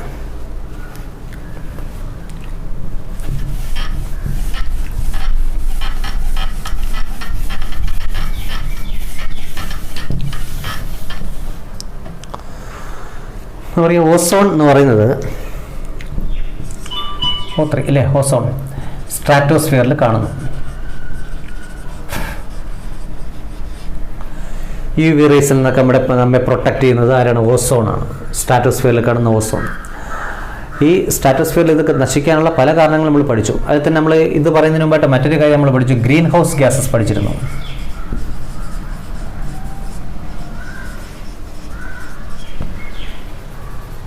ഗ്രീൻ ഹൗസ് ഗ്യാസസ് എന്ന് പറയുമ്പോൾ ഏതൊക്കെ പഠിച്ചത്, CO2, മീഥേൻ, പിന്നെ CFC, N2O, ഇതൊക്കെയാണ് നമ്മൾ പഠിച്ച ഗ്രീൻ ഹൗസ് ഗ്യാസസ് എന്ന് പറയുന്നത്. അതിൻ്റെ ഒരു പെർസെൻറ്റേജ് ഉണ്ട്, ഒരു പൈ ഡയഗ്രാം, അത് പഠിച്ചോളണം, ഇമ്പോർട്ടൻ്റ് ആണ്. അതിൻ്റെ ഡയഗ്രാംസിൽ ഇങ്ങനെ ഒരു പൈ ഡയഗ്രാം നിങ്ങൾ ടെക്സ്റ്റിലുണ്ടായിരുന്നു. ഇപ്പോൾ മെജോറിറ്റി വരുന്ന 60% വരുന്ന കാർബൺ ഡൈ ഓക്സൈഡ്, പിന്നെ അടുത്ത ഏതാണ് 20% വരുന്ന ഏതാണ് CFC, പിന്നെ അടുത്ത് വരുന്ന ഏതാണ്, അപ്പോൾ ചെറുതായില്ലേ, ഇങ്ങനെ 16%, 4% ഇങ്ങനെയൊക്കെ പല പല അളവുകൾ പഠിച്ചിരുന്നു. ഇങ്ങനെ ഡയഗ്രാം നിങ്ങൾ ടെക്സ്റ്റിലുണ്ട്, അത് പഠിക്കണം. ഈ ഗ്യാസസിനാണ് ഗ്രീൻ ഹൗസ് ഗ്യാസസ് എന്ന് പറയുന്നത്. ഇതിൽ ഓസോൺ ഡിപ്ലീഷന് കാരണമാകുന്ന കാര്യങ്ങൾ എന്തൊക്കെയാണെന്നാണ് ചോദിക്കുന്നത്. അതിൽ നമ്മൾ പഠിക്കുന്ന മരുന്ന് ഒന്ന് CFC ആണ്. ഏതാണ് CFC, ക്ലോറോ ഫ്ലൂറോ കാർബൺസ്. അപ്പോൾ ഇതിന് ആൻസറായിട്ട് പറയുകയാണെങ്കിൽ 2 റെഫ്രിജറൻസ് ആണ് പറയാനുള്ളത്. അപ്പോൾ ഓസോൺ ഡിപ്ലീഷന് കാരണമാകുന്ന 2 വസ്തുക്കൾ ചോദിച്ചാൽ എന്തൊക്കെയാണ്, chlorofluorocarbons and refrigerants. Freons ഒക്കെ ഉണ്ട്, freons, refrigerants, aerosol, spray propellants എന്ന് പറയുന്ന ഇങ്ങനെയുള്ള കെമിക്കൽസ് എല്ലാം ഓസോൺ ഡിപ്ലീഷന് കാരണമാകാം. നമുക്കറിയാം UV റേസ് മോളിക്കുലർ ഓക്സിജനുമായിട്ട് ആക്ട് ചെയ്തിട്ടാണ് എന്ത് ഫോം ചെയ്യുക, ഈ പറഞ്ഞ ഓസോൺ ഫോർമേഷൻ നടക്കുക. നമ്മുടെ സ്ട്രാറ്റോസ്ഫിയറിൽ ഓസോണിൻ്റെ ഫോർമേഷൻ നടക്കുന്നുണ്ട്, ഡിപ്ലീഷൻ നടന്നുകൊണ്ട് നാച്ചുറലി സംഭവിച്ചുകൊണ്ടിരിക്കുകയാണ്. Ozone formation and depletion, molecular oxygen ഇത് തമ്മിൽ ആക്ട് ചെയ്തിട്ട്. പക്ഷേ ഇത് ഫോർമേഷനേക്കാൾ കൂടുമ്പോൾ, ഡിപ്ലീഷൻ കൂടുമ്പോഴത്തേക്കാണ് ഓസോൺ ഡിപ്ലീഷൻ ഉണ്ടാകുന്നത്. Gradually leads to ozone hole. അപ്പോൾ അങ്ങനെ ഓസോൺ ഫോർമേഷനേക്കാൾ കൂടുതലാകാൻ പാടില്ല ഡിപ്ലീഷൻ എന്ന് പറയുന്നത്. പക്ഷേ അതിന് കാരണമാകുന്നത് CFC ആണ്, ക്ലോറോ ഫ്ലൂറോ കാർബൺസ്. നമ്മൾ CFC ഒക്കെ റിലീസ് ചെയ്യുന്നത് ശരിക്കും പറഞ്ഞാൽ ഇവിടെ ട്രോപ്പോസ്ഫിയറിലേക്കാണ് റിലീസ് ചെയ്യുന്നത്. നമ്മൾ ഈ ട്രോപ്പോസ്ഫിയറിലേക്ക് റിലീസ് ചെയ്യുന്ന CFC എവിടെ എത്താം, സ്ട്രാറ്റോസ്ഫിയറിൽ എത്താം. സ്ട്രാറ്റോസ്ഫിയറിൽ എത്തിയിട്ട് അത് ക്ലോറിൻ ആറ്റംസിനെ റിലീസ് ചെയ്യാം. അത് എന്താണ്, ഈ ഓസോൺ ഫോർമേഷന് കാരണമാകുന്ന മോളിക്കുലർ ഓക്സിജൻ്റെ ഫോർമേഷൻ തടസ്സപ്പെടുത്തുന്നു. മോളിക്കുലർ ഓക്സിജൻ ഉണ്ടെങ്കിൽ മാത്രമേ ഓസോൺ ഫോർമേഷൻ നടക്കുകയുള്ളൂ. അങ്ങനെ ഓസോൺ ഫോർമേഷനെ പ്രിവെൻറ്റ് ചെയ്യുമ്പോൾ ഓസോൺ ഗ്രാജുവലി ഡീഗ്രേഡ് ചെയ്ത് വരാം. അപ്പോൾ ഓസോൺ ഡിപ്ലീഷൻ ഉണ്ടാകാം. അപ്പോൾ അങ്ങനെയാണ് എന്ത് വരുന്നത്, ഈ പറഞ്ഞ ഓസോൺ ഡിപ്ലീഷൻ. അപ്പോൾ നമ്മൾ ചോദിക്കുന്നത് ഓസോൺ ഡിപ്ലീഷൻ കാരണമാകുന്ന 2 ഫാക്ടേഴ്സ് ഏതൊക്കെയാണെന്ന് ചോദിക്കുക. ഒന്ന് റെഫ്രിജറൻസ്, മറ്റൊന്ന് CFC, ക്ലോറോ ഫ്ലൂറോ കാർബൺസ്. പിന്നെ മറ്റൊരു ക്വസ്റ്റ്യനാണ് ഞാൻ പറഞ്ഞത്, ഗ്രീൻ ഹൗസ് ഗ്യാസസ് ഏതൊക്കെയാണെന്ന് അതിൻ്റെ പെർസെൻറ്റേജ് നിങ്ങൾ പഠിക്കണം. 60%, 20%, 14%, 6% എന്ന് പറഞ്ഞിട്ട് ഒരു അളവ് നിങ്ങൾ ടെക്സ്റ്റിൽ തന്നിട്ടുണ്ട്, അത് പഠിക്കണം. ഗ്രീൻ ഹൗസ് ഗ്യാസസ് ആണ്. ഗ്രീൻ ഹൗസ് ഗ്യാസസിൻ്റെ അളവ് കൂടുമ്പോഴത്തേക്കാണെന്നുണ്ടാകുക ഗ്രീൻ ഹൗസ് ഇഫക്റ്റ് ഉണ്ടാകുക, that gradually leads to global warming. അപ്പോൾ ഗ്ലോബൽ വാർമിങ്ങിൻ്റെ ഇഫക്റ്റ് ഒക്കെ പഠിച്ചോണം. ഇവിടെ polar ice caps, Himalayan caps ഒക്കെ, സ്നോ ക്യാപ്സ് ഒക്കെ മെൽറ്റ് ആകുക, സീ ലെവൽ ഇൻക്രീസ് ചെയ്യുക, അല്ലേ, കോസ്റ്റൽ റീജിയൻസ് കുറയുക, പല ഐലൻഡ്സും സബ്മർജ്ഡ് ആകുക. പിന്നെ ടെമ്പറേച്ചർ ഫ്ലക്ച്വേഷൻസ് വരുമ്പോഴത്തേക്ക് പല ഓർഗാനിസംസ് നശിക്കുക. നമ്മൾ പഠിച്ചു Yuri thermal and steno thermal. അപ്പോൾ അങ്ങനെ ടെമ്പറേച്ചർ ഫ്ലക്ച്വേഷൻസ് അതിജീവിക്കാൻ പറ്റാത്തവർക്ക് നശിക്കുക. ഇങ്ങനെ പല പല റീസൺസ് അവിടെ സംഭവിക്കാം. അപ്പോൾ എന്തായാലും ഇവിടുത്തെ ആൻസർ എന്ന് പറയുന്നത് CFC ആൻഡ് റെഫ്രിജറൻസ് ആണ് ഇവിടുത്തെ ആൻസർ എന്ന് പറയുന്നത്.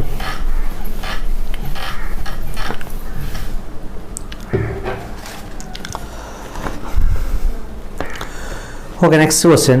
Expand JFM, what is it's significance? നമ്മുടെ ലാസ്റ്റ് ചാപ്റ്ററിൽ വരുന്നതാണ്, എൻവയോൺമെൻറ്റൽ ഇഷ്യൂസിൽ വരുന്നതാണ് JFM എന്ന് പറയുന്നത്. JFM means joint forest management. Joint forest management നമ്മുടെ റീഫോറസ്റ്റേഷനുമായിട്ട് ബന്ധപ്പെട്ട് വരുന്നതാണ്. നമ്മൾ പഠിച്ചു ഡീഫോറസ്റ്റേഷൻ എന്താണ്, ഫോറസ്റ്റഡ് ലാൻഡ് ഓപ്പൺ ഏരിയാസ് ഡീഫോറസ്റ്റഡ് ലാൻഡായിട്ട് മാറുന്നതാണ് ഡീഫോറസ്റ്റേഷൻ. അതിനുള്ള main reason, first reason agriculture ആയിരുന്നു, അല്ല, മരങ്ങളെല്ലാം വെട്ടി നിർത്തി നമ്മൾ കൾട്ടിവേറ്റ് ചെയ്ത് അഗ്രികൾച്ചർ നടത്തിയാണ് കാരണം. അത് പിന്നെ പല റീസൺസിലൂടെ അത് മാറിയൊക്കെ പോയി. എന്തായാലും ഇത് പരിഹരിക്കുന്നതിന് വേണ്ടിയിട്ട് നമുക്ക് അഫോറസ്റ്റേഷൻ നടത്താം, റീഫോറസ്റ്റേഷൻ നടത്താം. പുതിയ സ്ഥലങ്ങൾ വനങ്ങൾ വെച്ചുപിടിപ്പിക്കുക, മരങ്ങൾ വെച്ചുപിടിപ്പിക്കുന്നതിന് അഫോറസ്റ്റേഷൻ എന്ന് പറയും. എന്നാൽ ഡീഫോറസ്റ്റഡ് ലാൻഡിനെ വീണ്ടും മരങ്ങൾ പ്ലാന്റ് ചെയ്ത് അതിനെ പറയുന്ന പേരാണ് റീഫോറസ്റ്റേഷൻ. അപ്പം അങ്ങനെ റീഫോറസ്റ്റേഷനുമായിട്ട് ബന്ധപ്പെട്ട് വരുന്നതാണ് ജോയിൻറ്റ് ഫോറസ്റ്റ് മാനേജ്മെൻറ്റ്. ഇതിൽ പറയുന്നത് ഈ ഫോറസ്റ്റ് വെച്ചുപിടിപ്പിക്കുന്ന ഗവൺമെൻറ്റിൻ്റെ മാത്രം ഉത്തരവാദിത്വം ചെയ്യുന്നതല്ല, എന്താണ്, ആരുമായിട്ട് ചേർന്നിട്ട് അവിടുത്തെ ലോക്കൽ പീപ്പിൾ, ട്രൈബൽസ് ഉണ്ട് ഫോറസ്റ്റിലൊക്കെ ജീവിക്കുന്ന. അപ്പോൾ അവിടെയുള്ള ട്രൈബൽസുമായിട്ട് അല്ലെങ്കിൽ ലോക്കൽ കമ്മ്യൂണിറ്റികളുമായിട്ട് ചേർന്നുകൊണ്ട് ഫോറസ്റ്റിനെ പ്രൊട്ടക്റ്റ് ചെയ്യുന്ന മെത്തേഡിനെ പറയുന്ന പേരാണ് JFM, ജോയിൻറ്റ് ഫോറസ്റ്റ് മാനേജ്മെൻറ്റ് എന്ന് പറയുക. അപ്പോൾ ഈ വനത്തെ സംരക്ഷിക്കാനായിട്ട് ആരുടെ ലോക്കൽ കമ്മ്യൂണിറ്റീസൂടെ സഹായിക്കുന്നുണ്ട് ഗവൺമെൻറ്റിനെ. അതിന് പകരമായിട്ട് ഈ ലോക്കൽ കമ്മ്യൂണിറ്റീസിനെ എന്താണ്, ഫോറസ്റ്റ് പ്രോഡക്റ്റുകൾ കളക്ട് ചെയ്യാൻ അനുവദിക്കുക. ഹണി, പിന്നെ എന്താണ്, വിറകെടുക്കുക, അല്ല മറ്റ് മെഡിസിൻസ് കളക്ട് ചെയ്യുക, ഇങ്ങനെയുള്ള കാര്യങ്ങൾക്കൊക്കെ അനുവദിക്കുകയും ചെയ്യുകയാണ് ആരുടെ, ഈ ലോക്കൽ കമ്മ്യൂണിറ്റീസിൻ്റെ സർവീസിന് പകരമായിട്ട്. അപ്പോൾ അത്തരം പിന്നെ എന്താണ് ഫോറസ്റ്റ് മാനേജ്മെൻറ്റ് പറയുന്ന പേരാണ് ജോയിൻറ്റ് ഫോറസ്റ്റ് മാനേജ്മെൻറ്റ്. അപ്പോൾ ആരുടെ കൂടി സഹകരണത്തോടുകൂടി, ലോക്കൽ കമ്മ്യൂണിറ്റീസിൻ്റെ സഹകരണത്തോടുകൂടി വനത്തെ സംരക്ഷിക്കുന്ന മെത്തേഡിനെ പറയുന്ന പേരാണ് JFM or joint forest management എന്ന് പറയുന്നത്. ഓക്കെ, അതൊരു സിമ്പിൾ ക്വസ്റ്റ്യൻ ആണ്. Next one. Write any 2 examples of the population interaction commensalism. കമൻസാലിസത്തിന് എക്സാമ്പിൾസ് എഴുതാനാണ് പറയുന്നത്. കമൻസാലിസം ഒരു ഇൻട്രാക്ഷൻ ആണ്, അറിയാലോ. കമൻസാലിസം എന്ന് പറയുമ്പോൾ 2 സ്പീഷീസിൽ വരുന്നുണ്ട്.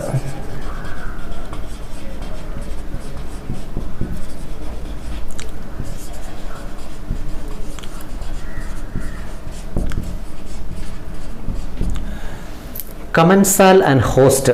ഇവിടെ ആണെങ്കിൽ 2 പാർട്ട്നേഴ്സ് ഉണ്ട്. ഒരു പാർട്ട്ണർ ബെനിഫിറ്റാണ്, മറ്റേ ആൾ നെയ്തർ ബെനിഫിറ്റഡ് നോർ ഹാംഡ് എങ്കിൽ നമ്മൾ 0 ആണ് സിമ്പിൾ കൊടുക്കുക. അപ്പോൾ it is an interaction between 2 organisms in which one partner is benefited and the other is neither benefited nor harmed. ഒരാൾക്ക് നേട്ടമുണ്ട്, നേട്ടമുള്ള ആളെ പറയുന്ന പേരാണ് കമൻസാൽ. ആൻഡ് ദി അതർ എന്ന് host is neither benefited nor harmed, നേട്ടവുമില്ല കോട്ടവുമില്ല. ഇതിന് എക്സാമ്പിൾസ് ആണ് ചോദിച്ചിരിക്കുന്നത്. 2 എക്സാമ്പിൾസ് എഴുതാൻ പറയുന്നുണ്ട്. ഫോർ എക്സാമ്പിൾ, ഏറ്റവും സിമ്പിൾ ആയിട്ടുള്ള എക്സാമ്പിൾ നോക്കുക. നമ്മൾ മരത്തിലൊക്കെ ആണെങ്കിൽ പെപ്പർ, ഓർക്കിഡ്സ് ഇതൊക്കെ പടർത്തി വിടാറുണ്ട്, മണി പ്ലാന്റ് തുടങ്ങിയ ചെടികളൊക്കെ. പക്ഷേ അതൊക്കെ എന്താണ് ചെയ്യുന്നത്, ആ ഹോസ്റ്റ്. അപ്പോൾ ഒരു എക്സാമ്പിൾ പറയാം, മാംഗോ ട്രീ ആൻഡ്, നമ്മുടെ ടെക്സ്റ്റിൽ പറയുന്ന ഒരു എക്സാമ്പിൾ തന്നെയാണ് മാംഗോ ട്രീ ആൻഡ് ഓർക്കിഡ്സ്. ഈ ഓർക്കിഡ്സ് ഒക്കെ ജസ്റ്റ് ഷെൽട്ടറിനെ പറ്റിപ്പിടിച്ച് വളരാൻ വേണ്ടി മാത്രമേ മാംഗോ ട്രീ ഡിപ്പെൻഡ് ചെയ്യുന്നുള്ളൂ, അല്ലാതെ അവിടുത്തെ ഫുഡൊന്നും എടുക്കുന്നില്ല. പക്ഷേ നമ്മുടെ ഇത്തിളൊക്കെ ഉണ്ട്, ലൊറാന്തസ്, അതൊക്കെ പാരസൈറ്റാണ്. അത് അതിൻ്റെ എന്താണ്, തടിയെ തുറന്ന് ഉള്ളിലേക്ക് പോയിട്ട് ആ സൈലോ ഫ്ലോ ആയിട്ട് കോൺടാക്ട് ഉണ്ടാക്കി ഫുഡ് തന്നെ വലിച്ചെടുക്കുന്നത്. They are parasites. പക്ഷേ ഇവിടെയാണെങ്കിൽ ഈ ഓർക്കിഡ്സ് അല്ലെങ്കിൽ പല മരവാഴ എന്ന് പറയുന്ന പ്ലാന്റ്, ഇതൊക്കെ ആണെങ്കിൽ മറ്റ് ഹോസ്റ്റ് പ്ലാന്റിനെ ഡിപ്പെൻഡ് ചെയ്യുന്ന ഒൺലി ഫോർ ഷെൽട്ടർ, പറ്റിപ്പിടിച്ച് നിൽക്കാൻ വേണ്ടി മാത്രമാണ്, അല്ലാതെ ഫുഡൊന്നും എടുക്കുന്നില്ല. അപ്പോൾ ഇവിടെ നേട്ടമുള്ളത് ആർക്കാണ്, ഓർക്കിഡിനാണ്. എന്താണ് നേട്ടം, കൂടുതൽ ഉയർന്നു നിൽക്കുമ്പോൾ കൂടുതൽ സൺലൈറ്റ് കിട്ടും, അല്ലെ, they can expose to sunlight. Mango ട്രീക്ക് അതുകൊണ്ട് നേട്ടവും കോട്ടമൊന്നുമില്ല. അപ്പോൾ ഇത് എന്താണ്, ഒരു കമൻസാലിസത്തിന് എക്സാമ്പിളാണ്. ഇനി മറ്റൊരു എക്സാമ്പിൾ നോക്കുകയാണെങ്കിൽ ബർണക്കിൾസ് ആൻഡ് ഷാർക്ക്. ബർണക്കിൾസ് എന്താണെന്ന് നമ്മൾ വേറെ എക്സാമ്പിൾ പഠിച്ചതാണ്. ബർണക്കിൾസ് നമ്മൾ ചിപ്പിയൊക്കെ വാങ്ങുമ്പോൾ ചിപ്പിത്തോടിന് പുറത്ത് ഒരു ആഷ് കളറിൽ പറ്റിപ്പിടിച്ച കുഞ്ഞു കുഞ്ഞു ജീവികൾ കാണാം, അവയെ പറയുന്ന പേരാണ് ബർണക്കിൾസ്. അതിൽ ഷാർക്കിൻ്റെ ബോഡിയിൽ ഇത് പറ്റിപ്പിടിച്ച് വളരാറുണ്ട്. ഷാർക്കിന് അതുകൊണ്ട് നേട്ടവും ഇല്ല കോട്ടവും ഇല്ല. എന്നാൽ ഇതിനാണെങ്കിൽ ഈ ഷാർക്ക് പോകുന്നിടത്തു നിന്നുള്ള ഫുഡ് അതിന് ക്യാപ്ചർ ചെയ്യാൻ പറ്റും. അപ്പോൾ അതാണ് അതിൻ്റെ നേട്ടം, ബർണക്കിൾസ് ആൻഡ് ഷാർക്ക്. അതുപോലെ ഷാർക്കിൻ്റെ ബോഡിയിൽ മറ്റൊരാളും പറ്റിപ്പിടിച്ച് കാണാറുണ്ട്, നമ്മുടെ സക്കർ ഫിഷ് എന്ന് പറയുന്ന ഫിഷ്. നമ്മുടെ ഫിഷ് ടാങ്കിലൊക്കെ വളർത്തുന്ന ഒരു ഫിഷ് ഉണ്ട്, സക്കർ ഫിഷ്. അപ്പോൾ അതിൻ്റെ ബോഡിയിലുള്ള അഴുക്കും ഇതൊക്കെ വേസ്റ്റൊക്കെ കഴിക്കുന്നു, ഇത് പോകുന്നിടത്തെല്ലാം അതിന് കൂടെ പോകാൻ പറ്റും, പറ്റിപ്പിടിച്ചിരുന്നാൽ മതി. അപ്പോൾ ഇവിടെ ഷാർക്കിന് അതുകൊണ്ട് യാതൊരു ഹാംഫുൾ ആയിട്ടുള്ള എഫക്റ്റ് ഒന്നും തന്നെ ഇല്ല. അപ്പോൾ ഇത് രണ്ടിലും ഇവിടുത്തെ ഇവിടുത്തെ കമൻസാൽ എന്ന് പറയുന്നത് ഓർക്കിഡാണ്, ഇവിടെ ബർണക്കിളാണ്. ഇത് രണ്ടുമാണ് ഇവിടുത്തെ ഹോസ്റ്റ്. വേറെ എക്സാമ്പിൾ പറയുകയാണെങ്കിൽ clown fish and sea anemone. Clown fish and sea anemone എന്ന് പറയുന്നത് കടൽപ്പൂവ് എന്ന് പറയുന്നത്, കടൽപ്പൂവിൽ ക്ലൗൺ ഫിഷ് വന്ന് കഴിയുകയാണ്. ഈ സീ അനിമോണിനാണെങ്കിൽ എന്താണ് ചില ടെൻഡക്കിൾസ് ഉണ്ട്. ആ ടെൻഡക്കിൾസ് ഉള്ളതുകൊണ്ട് ഈ ശത്രുജീവികൾ അതിനിടയിലേക്ക് വരില്ല. അപ്പോൾ ക്ലൗൺ ഫിഷിന് അതിൻ്റെ ശത്രുക്കളിൽ നിന്ന് രക്ഷപ്പെടാൻ വേണ്ടിയിട്ട് ആർക്കിടയിൽ സീ അനിമോണിനിടയിൽ പോയി എപ്പോഴും നിൽക്കും. അതുകൊണ്ട് സീ അനിമോണിന് അത് നേട്ടവും ഇല്ല കോട്ടവും ഇല്ല, മനസ്സിലല്ലേ. എന്നാൽ ക്ലൗൺ ഫിഷിന് അതിൻ്റെ ലൈഫ് സർവൈവ് ചെയ്യാൻ പറ്റുകയും ചെയ്യും. അപ്പോൾ ഇവിടുത്തെ കമൻസാൽ എന്ന് പറയുന്നത് ക്ലൗൺ ഫിഷാണ്. ഇനി സ്ഥിരമായി ചോദിക്കുന്ന മറ്റൊരു എക്സാമ്പിൾ ഇവിടെ ഉണ്ട്, അതാണ് ഇവിടെ പറയുന്നത്.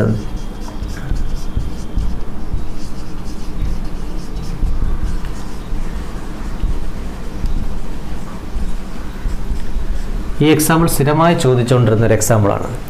കാറ്റിൽ എഗ്രറ്റ് ആൻഡ് ഗ്രേസിങ് കാറ്റിൽ. എഗ്രറ്റ് എന്ന് വെച്ചാൽ ഒരു കുഞ്ഞു ബേർഡാണ്. നമ്മൾ പറമ്പിലൊക്കെ പശുക്കളെ കൊണ്ട് കെട്ടുമ്പോൾ അതിൻ്റെ പുറത്ത് ചെള്ളുകളൊക്കെ കൊത്തിയെടുക്കാൻ കൊക്കുകളും മറ്റു പക്ഷികളും വരാറുണ്ട്. അതുപോലെ ഒരു കുഞ്ഞു ബേർഡാണ് എഗ്രറ്റ് എന്ന് പറയുന്നത്. കാറ്റിൽ എഗ്രറ്റ് ആൻഡ് ഗ്രേസിങ് കാറ്റിൽ. പശുക്കൾ റെസ്റ്റിലായിരിക്കുമ്പോൾ അവർ പുല്ല് മേഞ്ഞിങ്ങനെ നടക്കുന്ന സമയത്ത് ഇവരുടെ ഫ്ലഷ് അനങ്ങുന്നു. ഫ്ലഷ് അനങ്ങുമ്പോഴത്തേക്ക് ഉള്ളിൽ രോമങ്ങൾക്കിടയിലുള്ള പെസ്റ്റുകളല്ല കീടങ്ങളെല്ലാം പുറത്തേക്ക് ഫ്ലഷ് ഔട്ട് ചെയ്യും. അപ്പോൾ അതിനൊക്കെ ഈസി ആയിട്ട് എടുക്കാൻ പറ്റും. അതുകൊണ്ടാണ് ഗ്രേസിങ് കാറ്റിൽ എന്ന് തന്നെ പറയുന്നത്, അല്ലെങ്കിൽ കാറ്റിൽ എന്ന് പറഞ്ഞാൽ മതിയായിരുന്നു. അപ്പോൾ കാറ്റിൽ എഗ്രറ്റ് ആൻഡ് ഗ്രേസിങ് കാറ്റ്. അപ്പോൾ ഇത്രയും കമൻസാലിസത്തിന് എക്സാമ്പിൾസ് ആണ് പറയുന്നത്. അപ്പോൾ commensalism is an interaction between two organisms in which one is benefited ആളാണ് commensal and the other is neither benefited nor harmed. Examples ഇത്ര ഓർത്ത് വയ്ക്കുക. Mango tree and orchids, barnacles and shark, പിന്നെ സക്കർ ഫിഷ് ആൻഡ് ഷാർക്ക് പറയാം, clown fish and sea anemone, cattle egret and grazing cattle. അപ്പോൾ ഇത്രയും examples ഓർത്ത് വെക്കുക. അത് കമൻസാലിസം. ഇതുപോലെ ബാക്കിയുള്ള ഇൻട്രാക്ഷൻസും പഠിക്കണം. എക്സാമ്പിൾസ് ഇൻട്രാക്ഷൻസിൽ ഏത് വേണമെങ്കിലും ചോദിക്കാം. ഇൻട്രാക്ഷൻസ് നേരത്തെ പാരസിറ്റിക്സിന് എക്സാമ്പിൾ നമ്മൾ പഠിച്ചിരുന്നു. അതുപോലെ ബാക്കിയുള്ള ഇൻട്രാക്ഷൻസിനും എക്സാമ്പിൾസ് വരാം. അബിങ്ടൺ ടോട്ടോയ്സിൻ്റെ കാര്യം പഠിച്ചു, പ്രിക്ലീപ്പിയ കാക്ടസ് പ്രൊഡേഷനിലൊക്കെ പഠിച്ചു. പിന്നെ പ്ലാന്റ്സിൽ കാണുന്ന predation defence mechanisms, mimicry and camouflage, ഇങ്ങനെയുള്ള എക്സാമ്പിൾസൊക്കെ പഠിക്കേണ്ടത് തന്നെയാണ്.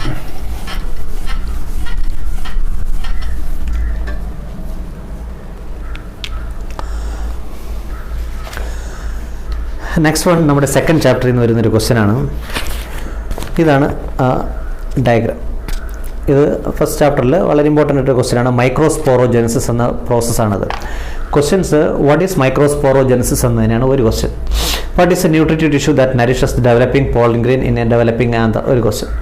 What would be the ploidy of cells in microspore tetrad, ഇങ്ങനെ ക്വസ്റ്റ്യൻസ് ചോദിച്ചിട്ടുണ്ട്. അപ്പോൾ പറയാൻ പോകുന്നത് മൈക്രോസ്പോറോജെനസിസിനെ കുറിച്ചാണ്. ഫസ്റ്റ് ചാപ്റ്ററിലെ ഒരു ഇമ്പോർട്ടൻറ്റ് ക്വസ്റ്റ്യനാണ് മൈക്രോസ്പോറോജെനസിസ് എന്ന് പറയുന്നത്.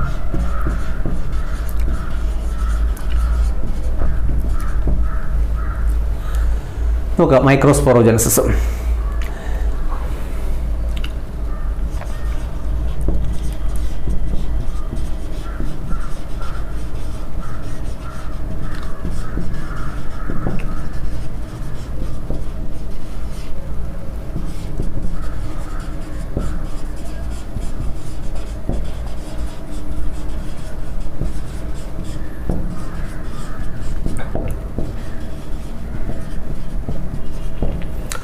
നോക്കുക, വാട്ട് ഈസ് മൈക്രോസ്പോറോജെനസിസ് എന്ന് ചോദിച്ചാൽ എന്ത് പറയാം?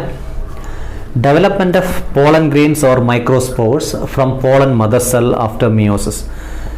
മിയോസിസിന് ശേഷം പോളൻ മദർ സെല്ലിൽ നിന്നും എന്ത് ഡെവലപ്പ് ചെയ്യുക? Pollen grains or microspores develop ചെയ്യുന്ന പ്രോസസ്സിനാണ് എന്ത് പറയുക? മൈക്രോസ്പോറോജെനസിസ് എന്ന് പറയുക. ഓക്കെ, അപ്പോൾ അതിൽ നിന്ന് ക്വസ്റ്റ്യൻസ് ചോദിക്കുന്നുണ്ട്. What is microsporogenesis? അപ്പോൾ ഇതിനാണ് എൻ്റെ ആൻസർ. ഡെവലപ്മെൻറ്റ് ഓഫ് എന്താണ്? Pollen grain or microspores from pollen mother cell after meiosis. മിയോസിൻ്റെ ഫലമായിട്ട് ഇത് ഡെവലപ്പ് ചെയ്യുന്ന പ്രോസസ്സിനെ എന്ത് പേര് പറയാം? മൈക്രോസ്പോറോജെനസിസ് എന്ന് പറയാം. പിന്നെ നെക്സ്റ്റ് ഉണ്ട് ഡെവലപ്പ് ആൻഡ് ന്യൂട്രിറ്റീവ് ടിഷ്യൂ എന്നൊക്കെ ചോദിച്ചിട്ടുണ്ട്. അതിലേക്ക് നമുക്ക് വരാം. അതിന് മുമ്പായിട്ട് ആ പ്രോസസ്സ് എന്താണെന്ന് നോക്കാം. നമ്മൾ പഠിച്ചാണ് ആദ്യം മൈക്രോസ്പോറോജെനസിസ് നടക്കുന്ന ഇവിടെ ആന്തറിനുള്ളിലാണ്. നമ്മൾ പഠിച്ച ആന്തറിനകത്താണ് എന്ത് ഡെവലപ്പ് ചെയ്യുക? ഇതാണ് ആന്തർ. ആന്തറിന് 2 ലോബ്ഡ് ബൈലോബ്ഡ് ആണെന്നൊക്കെ പഠിച്ചു. ഇതിനുള്ളിലാണ് പോളൻ ഗ്രെയിൻസ് ഡെവലപ്പ് ചെയ്യേണ്ടത്. ഓക്കെ, ഇതിൽ ആദ്യമായി ഡെവലപ്പ് ചെയ്യുന്നത് ഈ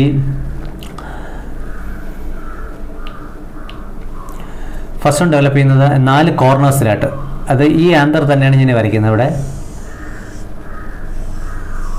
4 കോർണേഴ്സിലായിട്ട് ഔട്ടർ മോസ്റ്റ് ലെയറിൽ എപ്പിഡെർമിസ് ഉണ്ട്. അതിനുള്ളിൽ കാണുന്നത് ഹൈപ്പോഡെർമിസ് ആണ്. ഹൈപ്പോഡെർമിസിൽ 4 കോർണേഴ്സിലായിട്ട് 4 സെൽസ് സ്പെഷ്യലൈസ് ചെയ്യുന്നു. These cells are called archesporium. നമ്മുടെ നോട്ട്സ് ഇതൊക്കെ എഴുതിയിട്ടുണ്ട്. ആർക്കിസ്പോറിയം എന്നൊരു സെൽ ഡെവലപ്പ് ചെയ്യുന്നു. Okay, archesporium divides into 2. Archesporial cell രണ്ടായിട്ട് ഡിവൈഡ് ചെയ്യുന്നു. This is called primary parietal cell and primary sporogenous cell.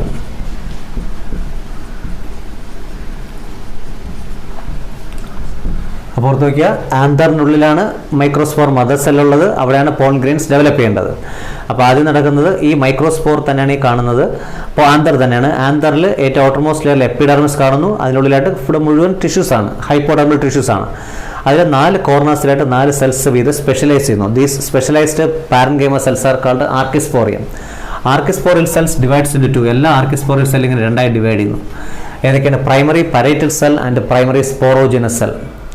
ഈ പ്രൈമറി പരേറ്റൽ സെൽ വീണ്ടും ഡിവൈഡ് ചെയ്ത് എന്തായിട്ട് മാറുന്നു? വാൾ ഓഫ് ആന്തർ ആയിട്ട് മാറുന്നു. വാൾ ഓഫ് ആന്തർ, ആന്തറിന്റെ വാൾ ആയിട്ട് മാറുന്നു. ഈ വാൾ ഓഫ് ആന്തർ എന്ന് പറയുന്നത് മൾട്ടി ലെയേർഡ് ആണ്. ആന്തറിന്റെ വാൾ ലെയേഴ്സ് എന്ന് പറയുന്നത് വളരെ ഇമ്പോർട്ടൻറ്റ് ക്വസ്റ്റ്യൻ ആണ്. Epidermis, endothecium, middle layer and tapetum. അപ്പോൾ ഓർത്തേക്ക്, archespore divides into 2 like primary parietal cell and primary sporogenous cell. ആ primary parietal cell divides to form wall of the anther. Wall of the anther is multi layered. ഏതൊക്കെയാണ് layers? Epidermis, endothecium, middle layer and tapetum. ഇങ്ങനെ 4 ലെയേഴ്സാണ് അതിനുള്ളത്. Epidermis, endothecium, middle layer and tapetum. ഇതിൽ ഓർത്ത് വെക്കുക, ഈ ടപ്പീറ്റമാണ് ഇവിടുത്തെ സെക്കൻഡ് ക്വസ്റ്റ്യൻ്റെ ആൻസർ. ഇവിടുത്തെ ന്യൂട്രിറ്റീവ് ടിഷ്യൂ ഏതാണെന്നൊരു ക്വസ്റ്റ്യൻ ചോദിച്ചു. മൈക്രോസ്പോർ ഡെവലപ്പ് ചെയ്യുമ്പോൾ മൈക്രോസ്പോറിന് വേണ്ടുന്ന ന്യൂട്രിയൻസ് പ്രൊവൈഡ് ചെയ്യുന്ന ന്യൂട്രിറ്റീവ് ടിഷ്യൂ എന്ന് പറയുന്നത് ടപ്പീറ്റമാണ്. അതിൽ മെഗാസ്പോറിലെ ന്യൂട്രിറ്റീവ് ടിഷ്യൂ അല്പം മുമ്പ് നമ്മൾ പറഞ്ഞതാണ്. പെരിസ്പോം പറഞ്ഞു ന്യൂസെല്ലസ്. ഓർത്ത് വെക്കാതെ, മൈക്രോസ്പോർ ഓർ പോളൻ ഗ്രെയിന് ന്യൂട്രിയൻസ് കൊടുക്കുന്ന ന്യൂട്രിറ്റീവ് ടിഷ്യൂ എന്ന് പറയുന്നത് ടപ്പീറ്റമാണെങ്കിൽ മെഗാസ്പോർ ഓർ ഓവ്യൂലിന് ന്യൂട്രിയൻസ് കൊടുക്കുന്നത് ആരാണ്? ന്യൂസെല്ലസ് ആണ്. ഓക്കെ, അപ്പോൾ ഇതാണ് ടപ്പീറ്റം എന്ന് പറയുന്നത്. ഇനി പ്രൈമറി സ്പോറോജിനസ് സെൽ ഡിവൈഡ് ചെയ്ത് എന്തായിട്ട് മാറുന്നു? സ്പോറോജിനസ് ടിഷ്യൂ ആയിട്ട് മാറും. എന്തായിട്ട് മാറുന്നു? സ്പോറോജിനസ് ടിഷ്യൂ ആയിട്ട് മാറുന്നു. ഈ സ്പോറോജിനസ് ടിഷ്യൂ ആണ് എന്തായിട്ട് മാറുക? സ്പോർ മദർ സെൽ ആയിട്ട് മാറുക. എന്തായിട്ട് മാറുക? Spore mother cell. This spore mother cell undergoes meiosis. മിയോസിന് വിധേയമാകുന്നു. അതിന്റെ ഫലമായിട്ട് എന്ത് ഡെവലപ്പ് ചെയ്യുന്നു? Microspore or pollen grain develop ചെയ്യുന്നു. Microspore or pollen grain develop ചെയ്യുന്നു. ഓക്കെ, മൈക്രോസ്പോർട്സ് 4 കുഞ്ഞ് മൈക്രോസ്പോർട്സ് ചേർന്നാണ് ഒരെണ്ണമായിട്ട് ഇങ്ങനെ കാണുക. അതുകൊണ്ട് എൻ്റെ പേര് പറയാറുണ്ട് ടെട്രാഡ് എന്ന് പറയുന്നത്. സ്പോർ ടെട്രാഡ് എന്നാണ് അതിന് പറയുന്നത്. ഇവിടെ ഒരു ക്വസ്റ്റ്യൻ ചോദിക്കുന്നുണ്ട്, what would be the ploidy of the cell of microspore tetrad. അപ്പോൾ microspores are the pollen grains. അത് 4 വീതം ചേർന്ന് ഇങ്ങനെ കാണുന്നുണ്ട്. അതിനെ ടെട്രാഡ് എന്ന് പറയാറുണ്ട്. അതിൻ്റെ പ്ലോയിഡി, ഹാപ്ലോയിഡ് ഓർ ഡിപ്ലോയിഡ് എന്താണെന്ന് ചോദിക്കാറുണ്ട്. നമുക്കതിനെ അറിയാം, ഇത് മിയോസിസ് നടന്നതിന് ശേഷമാണ് മൈക്രോസ്പോർട്സ് ഡെവലപ്പ് ചെയ്തത്. As a result of meiosis chromosome number reduce to half. അപ്പോൾ എന്തായിരിക്കും? ഹാപ്ലോയിഡ് ആയിരിക്കും. അപ്പോൾ മൈക്രോസ്പോർട്സും മൈക്രോസ്പോർ ടെട്രാഡും എല്ലാം എന്തായിരിക്കും? ഹാപ്ലോയിഡ് ആയിരിക്കും. ഓർത്തു വയ്ക്കുക. അപ്പോൾ ഇവിടുത്തെ ക്വസ്റ്റ്യൻ ആൻസർ മൈക്രോസ്പോർ ടെട്രാഡ് എന്താണ് എന്നാണ് ചോദിച്ചത്. Microspore tetrads are haploid. അപ്പോൾ ഇത് വളരെ പ്രധാനപ്പെട്ട ഒരു ക്വസ്റ്റ്യൻ ആണ് മൈക്രോസ്പോറോജെനസിസ് എന്ന് പറയുന്നത്. Development of pollen grain or microspores from pollen mother cell after meiosis called microsporogenesis. അതിൽ എന്താണ്? വാൾ ഓഫ് ദി ആന്തർ, അല്ല, ആന്തറിനുള്ളിൽ ഹൈപ്പോഡെർമൽ സെൽസ് ആണ് ഫസ്റ്റ് വൺ വരിക. അപ്പോൾ ആദ്യം ആർക്കിസ്പോറിയമായിട്ട് മാറുന്നത് ആരാണ്? ഹൈപ്പോഡെർമൽ സെൽസ് ആണ്. ഈ ഹൈപ്പോഡെർമൽ സെൽ എന്തായിട്ട് മാറുന്നു? ആർക്കിസ്പോറിയമായിട്ട് മാറുന്നു. Archesporium divides into 2 like primary parietal cell and primary sporogenous cell. Primary parietal cell further divides to form wall of the anther. Wall of the anther is multi layered. ഏതൊക്കെയാണ്? ഇത്രയാണ് multi layered ആയിട്ടുള്ള wall. Epidermis, endothecium, middle layer and tapetum. Okay, next primary sporogenous cell divides to form sporogenous tissue. അത് divides to form spore mother cell. പിന്നെ meiosis നടന്നിട്ട് haploid microspores ആയിട്ട് മാറുന്നു. ആ microspore develop ചെയ്യുന്ന പ്രോസസ്സിന് പറയുന്ന പേരാണ് മൈക്രോസ്പോറോജെനസിസ്. പിന്നെ മറ്റൊരു ക്വസ്റ്റ്യൻ, ഇതിൻ്റെ കണ്ടിന്യൂഷൻ എന്ന് വെച്ചാൽ microspore or pollen grain. Pollen ഗ്രെയിൻ്റെ സ്ട്രക്ചറും ഇമ്പോർട്ടൻ്റ് തന്നെയാണ്. ഓർമ്മയുണ്ടല്ലോ, മൈക്രോസ്പോർ ഓർ പോളൻ ഗ്രെയിന് 2 വാൾ ലെയേഴ്സ് ആണുള്ളത്. അത് ഈ ക്വസ്റ്റ്യനിൽ വരുന്നില്ല, എന്നാൽ ഇതായിട്ട് കണക്ട് ചെയ്തിട്ടുള്ള കാര്യമാണ്. Microspore or pollen grain 2 wall layers ഉണ്ട്. Outer layer is called exine and inner layer is called intine. Exine and ഇൻഡൈൻ.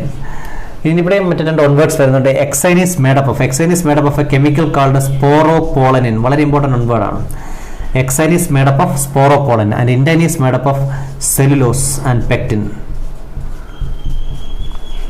ഓർത്ത് വയ്ക്കുക, exine is made up of sporopollenin and intine is made up of cellulose and pectin. ഇനി ഇതിനകത്ത് 2 cells ആണ് ഉള്ളതെന്ന് പറഞ്ഞു. 2 cells എന്ന് പറഞ്ഞാൽ ഒന്ന് വെജിറ്റേറ്റീവ് സെൽ, മറ്റൊന്ന് ട്യൂബ് സെൽ. വെജിറ്റേറ്റീവ് സെല്ലിൻ്റെ മറ്റൊരു പേര് തന്നെയാണ് ട്യൂബ് സെൽ. പിന്നെയുള്ള ജനറേറ്റീവ് സെൽ. അപ്പോൾ ഇത് ജനറേറ്റീവ് സെല്ലാണ്. ഇവിടെ ഉള്ളത് ട്യൂബ് സെൽ. ട്യൂബ് സെല്ലിൻ്റെ ന്യൂക്ലിയസ് ഉണ്ട്, അതാണ് ട്യൂബ് ന്യൂക്ലിയസ്. ഇത് ട്യൂബ് ന്യൂക്ലിയസ്, ഇത് ട്യൂബ് സെല്ലാണ്. ട്യൂബ് സെല്ലിൻ്റെ മറ്റൊരു പേര് വെജിറ്റേറ്റീവ് സെൽ എന്നും പറയാം. ഇതാണ് ഒരു മെച്ചർ പോളൻ ഗ്രെയിൻ്റെ സ്ട്രക്ചർ. ഓക്കെ, അത് മൈക്രോസ്പോറോജൻസിൻ്റെ പ്രോഡക്റ്റ് ആണ് pollen grain. Pollen grain has 2 wall layers like outer exine and inner indine.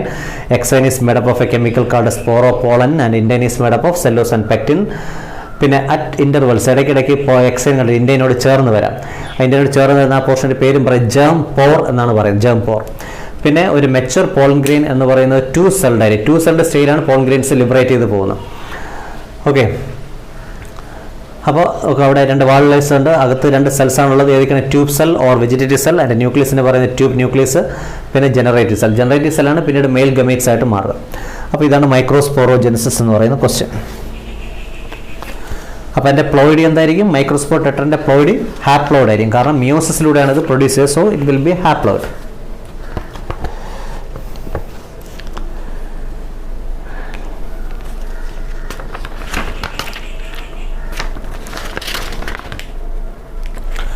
അടുത്ത ക്വസ്റ്റ്യൻ എന്ന് പറയുന്നത് BT cotton is A transgenic plant. നമ്മൾ വീണ്ടും ബയോടെക്നോളജിയിലേക്ക് പോകണം. BT കോട്ടൺ ഒരു ട്രാൻസ്ജെനിക് പ്ലാന്റ് ആണ്. അതാണ് ട്രാൻസ്ജെനിക് പ്ലാന്റ് ജീൻ ട്രാൻസ്ഫർ നടത്തുകയും ആ ഫോറിൻ ജീൻ ആ പ്ലാന്റിൽ നിന്ന് എക്സ്പ്രസ് ചെയ്യുമാണ് എൻ്റെ ക്യാരക്ടർ. എങ്കിൽ അതിന് ട്രാൻസ്ജെനിക് പ്ലാന്റ് എന്ന് പറയാം. Question, what is the name of insecticidal protein synthesised by Bacillus thuringiensis? നേരത്തെ പറയും ബാസിലസ് തുറിൻജൻസിസ് പ്രൊഡ്യൂസ് ചെയ്യുന്ന ടോക്സിൻ്റെ പേര് എന്താണ്? BT ടോക്സിനാണ്. വേണമെങ്കിൽ BT പ്രോട്ടീൻ എന്ന് പറയാം, ക്രൈ പ്രോട്ടീൻ എന്ന് പറയാം. എന്ത് പറയാം? ക്രൈ പ്രോട്ടീൻ എന്ന് പറയാം. ക്രൈ പ്രോട്ടീൻ പ്രൊഡ്യൂസ് ചെയ്യാൻ കാരണമായ ജീനിനെ ക്രൈ ജീൻസ് എന്നും പറയാം. അത് അല്പം പറഞ്ഞതാണ്. ക്രൈ 1AC, ക്രൈ 2AB ഒക്കെ നേരത്തെ പറഞ്ഞു. BT cotton. അപ്പോൾ BT ക്രോപ്പുമായിട്ട് ബന്ധപ്പെട്ട ക്വസ്റ്റ്യൻ നന്നായിട്ട് പഠിക്കുക, ചോദിക്കുന്ന ക്വസ്റ്റ്യനാണ്. അടുത്ത question, explain the mechanism of insect resistance in BT cotton. BT കോട്ടണിലെ എങ്ങനെയാണ് അതിനെ റെസിസ്റ്റ് ചെയ്യുന്നതാണ് ചോദിക്കുന്നത്. അതും നേരത്തെ പറഞ്ഞതാണ്. എന്താണ് അവിടെ ചെയ്യുന്നത്? പ്ലാന്റ്സിൽ ഇത് എങ്ങനെ കാണുന്നു? ഇനാക്റ്റീവ് ഫോമിലായിരിക്കും കാണുക toxin. It is called protoxin. എപ്പോഴെങ്കിലും ഒരു പെസ്റ്റ് അതിനെ ഇൻജസ്റ്റ് ചെയ്യുമ്പോൾ അതിൻ്റെ ഉള്ളിലെത്തി അതിൻ്റെ ആൽക്കലൈൻ pH, ഗട്ടിലെ ആൽക്കലൈൻ pH കാരണമാണ് ഇത് ആക്റ്റീവ് ആവുന്നത്. അങ്ങനെ ആക്റ്റീവായിട്ടാണ് എന്ത് ചെയ്യുക? അതിൻ്റെ മിഡ് ഗട്ട് എപ്പിത്തീലിയത്തെ പറ്റിപ്പിടിക്കുന്നത്, സെൽ സ്വെല്ലിങ്ങിന് ലൈസിസ് ഉണ്ടാക്കിയിട്ട് അവസാനം അതിനെ നശിപ്പിക്കുന്നത്. അത് നമ്മൾ നേരത്തെ പറഞ്ഞ കാര്യമാണ്. ഓക്കെ, BT കോട്ടൺ നശിപ്പിക്കുന്നത്. അടുത്ത, what is the purpose of electrophoresis in recombinant DNA technology? Explain the process of electrophoresis. Electrophoresis നേരത്തെ പറഞ്ഞതാണ്. ഇലക്ട്രോഫോറസ് എന്താണെന്ന് പറയുന്നത്? റെസ്ട്രിക്ഷൻ എൻഡോന്യൂക്ലിയസ് ഉപയോഗിച്ച് കഴിഞ്ഞാൽ നമുക്ക് ധാരാളം DNA ഫ്രാഗ്മെൻറ്റ്സ് കിട്ടും. അത് പല സൈസിലുള്ള ഫ്രാഗ്മെൻറ്റ്സ് ആയിരിക്കും കിട്ടുക. ഈ DNA ഫ്രാഗ്മെൻറ്റ്സിനെ സെപ്പറേറ്റ് ചെയ്യുന്ന പ്രോസസ്സിനാണ് എന്ത് പറഞ്ഞത്? ഇലക്ട്രോഫോറസിസ് എന്ന് പറഞ്ഞാൽ ഇപ്പോൾ നമ്മൾ പറഞ്ഞതാണ്. ഈ ഇലക്ട്രോഫോറസിന് എന്തൊക്കെയാണ് വേണ്ടത്? ഒരു മീഡിയം വേണം, മീഡിയം ഓർ മാട്രിക്സ് വേണം. അത് മീഡിയമായിട്ട് ഉപയോഗിക്കുന്നത് അഗ്രോസ് ജെൽ ആണെന്ന് പറയും. അഗ്രോസ് ജെല്ലാണ് ഉപയോഗിക്കുക. അഗ്രോസ് ജെൽ എന്ന് പറയുന്നത് സീവീഡ്സ് തയ്യാറാക്കുന്ന നാച്ചുറൽ പോളിമർ ആണെന്നും പറയും. ഓക്കെ, പിന്നെ അഗ്രോസ് ജെൽ എന്താണ് ചെയ്യുന്നതെന്ന് പറഞ്ഞു? ഒരു സീവിങ് ഇഫക്റ്റ് കൊടുക്കുന്നു, ഒരു അരിക്കുന്ന ഒരു ഇഫക്റ്റാണ് കൊടുക്കുക. ആ സീവിങ് ഇഫക്റ്റിലൂടെയാണ് ചെറിയ പാർട്ടിക്കിൾസ് ഓഫ് DNA ഫ്രാഗ്മെൻറ്റ്സ് ദൂരേക്കും വലിയ പാർട്ടിക്കിൾസ് അടുത്ത് തന്നെ നിൽക്കുന്നത്. അപ്പോൾ അതാണ് DNA ഫ്രാഗ്മെൻറ്റ്സിൻ്റെ സെപ്പറേഷൻ മെത്തേഡ്. ഇനി അതിൻ്റെ പ്രിൻസിപ്പിൾ എന്താണെന്ന് വെച്ചാൽ അത് നേരത്തെ പറഞ്ഞാണ്. DNA fragments are negatively charge particles, so they are forcing to move towards an anode under electric field through the matrix. അപ്പോൾ ആണ് ചെറിയ പാർട്ടിക്കിൾസ് കൂടുതൽ ദൂരേക്ക് മൂവ് ചെയ്യുക. ഇത് നമ്മൾ നേരത്തെ എഴുതി പറഞ്ഞ കാര്യമാണ്. ഓക്കെ, അപ്പോൾ ഇലക്ട്രോഫോർസസ് ഇമ്പോർട്ടൻറ്റ് ക്വസ്റ്റ്യൻ തന്നെയാണ്, പഠിക്കണം. ഇലക്ട്രോഫോർസസ് നമ്മുടെ ബയോടെക്നോളജിയിൽ പ്രധാനപ്പെട്ട ഒരു ക്വസ്റ്റ്യനാണ്. അത് നേരത്തെ പറയുക പാലൻഡ്രോംസ്, അതൊക്കെ ഇമ്പോർട്ടൻറ്റ് ക്വസ്റ്റ്യൻസ് തന്നെയാണ്, പഠിക്കണം. നെക്സ്റ്റ് വൺ വരുന്നത് natural reservoirs phosphorus is rock which contains phosphorus in the form of phosphates. Question, explain how phosphorus is cycled through terrestrial ecosystem. Name any 2 uses of phosphorus in living organisms. വളരെ important question ആണ്, ഉറപ്പായിട്ടും ചോദിക്കാവുന്ന ഒരു question ആണ് ഈ phosphorus cycle എന്ന് പറയുന്നത്. എന്താണെന്ന് നോക്കാം. ഫോസ്ഫറസ് സൈക്കിൾ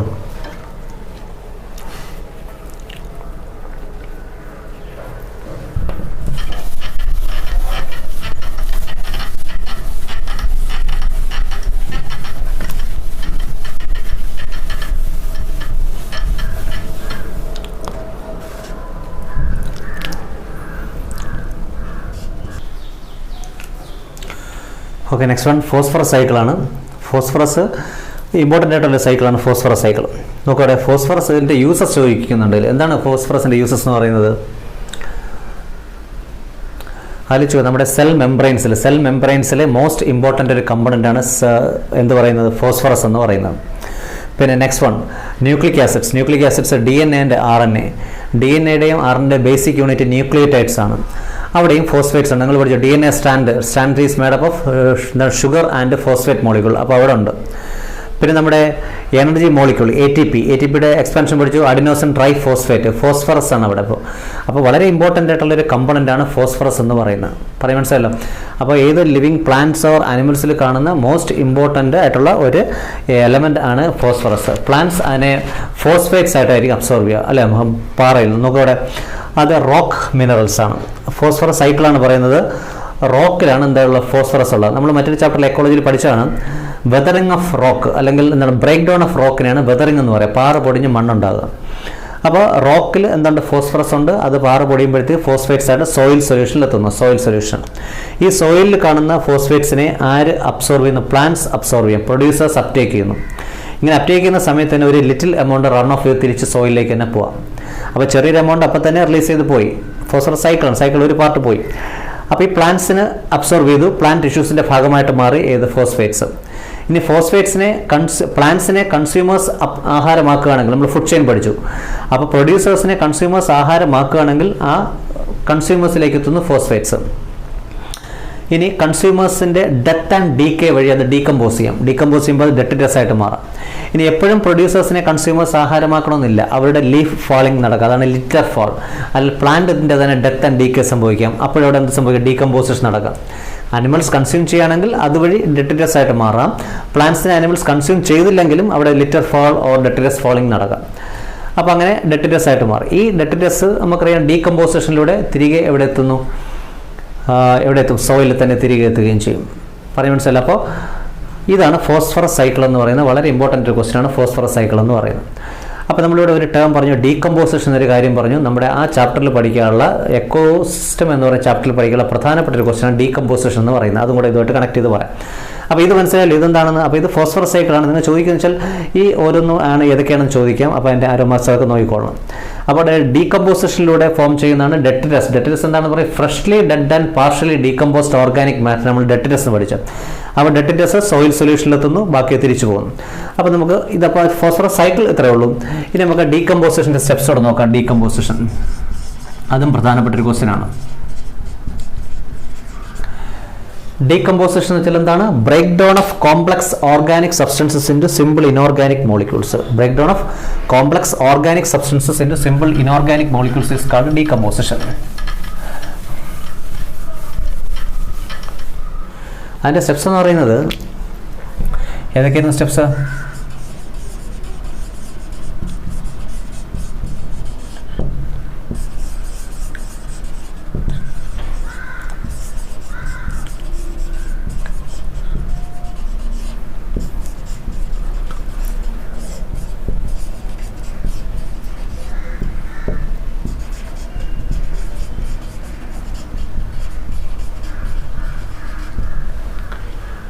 ഇത്രയാണ് അതിൻ്റെ സ്റ്റെപ്സ് എന്ന് പറയുന്നത്. ഏതൊക്കെയാണ്? Fragmentation, leaching, catabolism, humification and mineralisation. വളരെ ഇമ്പോർട്ടൻറ്റ് ക്വസ്റ്റ്യൻ ആണ്.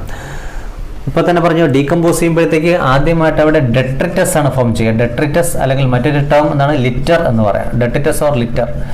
ഈ ഡെട്രിറ്റസ് ഓർ ലിറ്റർ ഫോം ചെയ്യുന്ന പ്രോസസ്സിനെ പറയുന്ന പേരാണ് ഫ്രാഗ്മെൻറ്റേഷൻ. ഓക്കെ, എന്തായാലും ഡെത്ത് നടക്കുമ്പോൾ, ഡെത്ത് ആൻഡ് ഡീക്കേ ഉണ്ടാകുമ്പോൾ ആദ്യം ബാക്ടീരിയ ഡീകമ്പോസസ് അല്ല വർക്ക് ചെയ്യുക. പകരം ആരാണ്? ഈ ഡെട്രിറ്റിവോറാണ്. നമ്മുടെ ക്രാബ്, ടെർമൈറ്റ്സ്, ആൻസ്, ഉറുമ്പൊക്കെയാണ് അതിനെ നശിപ്പിക്കുക. അപ്പോൾ ഡെട്രിറ്റസ് ഫോം ചെയ്യുന്ന പ്രോസസ്സിന് പറയുന്ന പേരാണ് ഫ്രാഗ്മെൻറ്റേഷൻ. അങ്ങനെ ഫ്രാഗ്മെൻറ്റ് ചെയ്ത് കിടക്കുന്ന ബോഡിയിലൂടെ വെള്ളം ഒഴുകുകയാണെങ്കിൽ when water percolates through the fragment body soluble ആയിട്ടുള്ള ഐറ്റംസ് എല്ലാം നഷ്ടപ്പെട്ടു പോകും. ആ സ്റ്റെപ്പിന് പറയുന്ന പേരാണ് ലീച്ചിങ്. ആ ലീച്ചിങ് കഴിഞ്ഞതിന് ശേഷമാണ് നമ്മുടെ ഡീകമ്പോസേഴ്സ് ബാക്ടീരിയയും ഫംഗസും ഒക്കെ വർക്ക് ചെയ്യുക. അപ്പോഴാണ് എന്തായിട്ട് മാറുക? ഡീകമ്പോസ് ചെയ്ത് സിമ്പിൾ ഫോംസ് ആയിട്ട് മാറുക. That is called catabolism. As a result of catabolism ഒരു ബ്ലാക്ക് അമോർഫസ് സബ്സ്റ്റൻസ് ഫോം ചെയ്യുന്നു. That amorphous substance is called humus. അപ്പോൾ ബാക്ടീരിയയുടെ വർക്കിങ്ങിൻ്റെ ഫലമായിട്ട് ഫോം ചെയ്യുന്ന ബ്ലാക്ക് അമോർഫസ് സബ്സ്റ്റൻസ് പറയുന്ന പേരാണ് ഹ്യൂമസ്. ആ ഹ്യൂമസിൻ്റെ ഫോർമേഷൻ എന്ത് പേര് പറയുക? ഹ്യൂമിഫിക്കേഷൻ എന്ന് പറയാം. അപ്പോൾ formation humus is called humification. And last one minerals ആയിട്ട് മാറുന്നു, അതാണ് മിനറലൈസേഷൻ. അപ്പോൾ ഈ സ്റ്റെപ്സ് ഇമ്പോർട്ടൻ്റ് ആണ്. Fragmentation, leaching, catabolism, humification and mineralisation, ഇത്രയുമാണ് അവിടുത്തെ സ്റ്റെപ്സ് എന്ന് പറയുന്നത്. അപ്പോൾ അവസാനം പറഞ്ഞ ഫോസ്ഫറസ് സൈക്കിൾ അതിൻ്റെ യൂസസ് പഠിക്കണം. ആൻഡ് ലാസ്റ്റ് വൺ പറയുന്നത്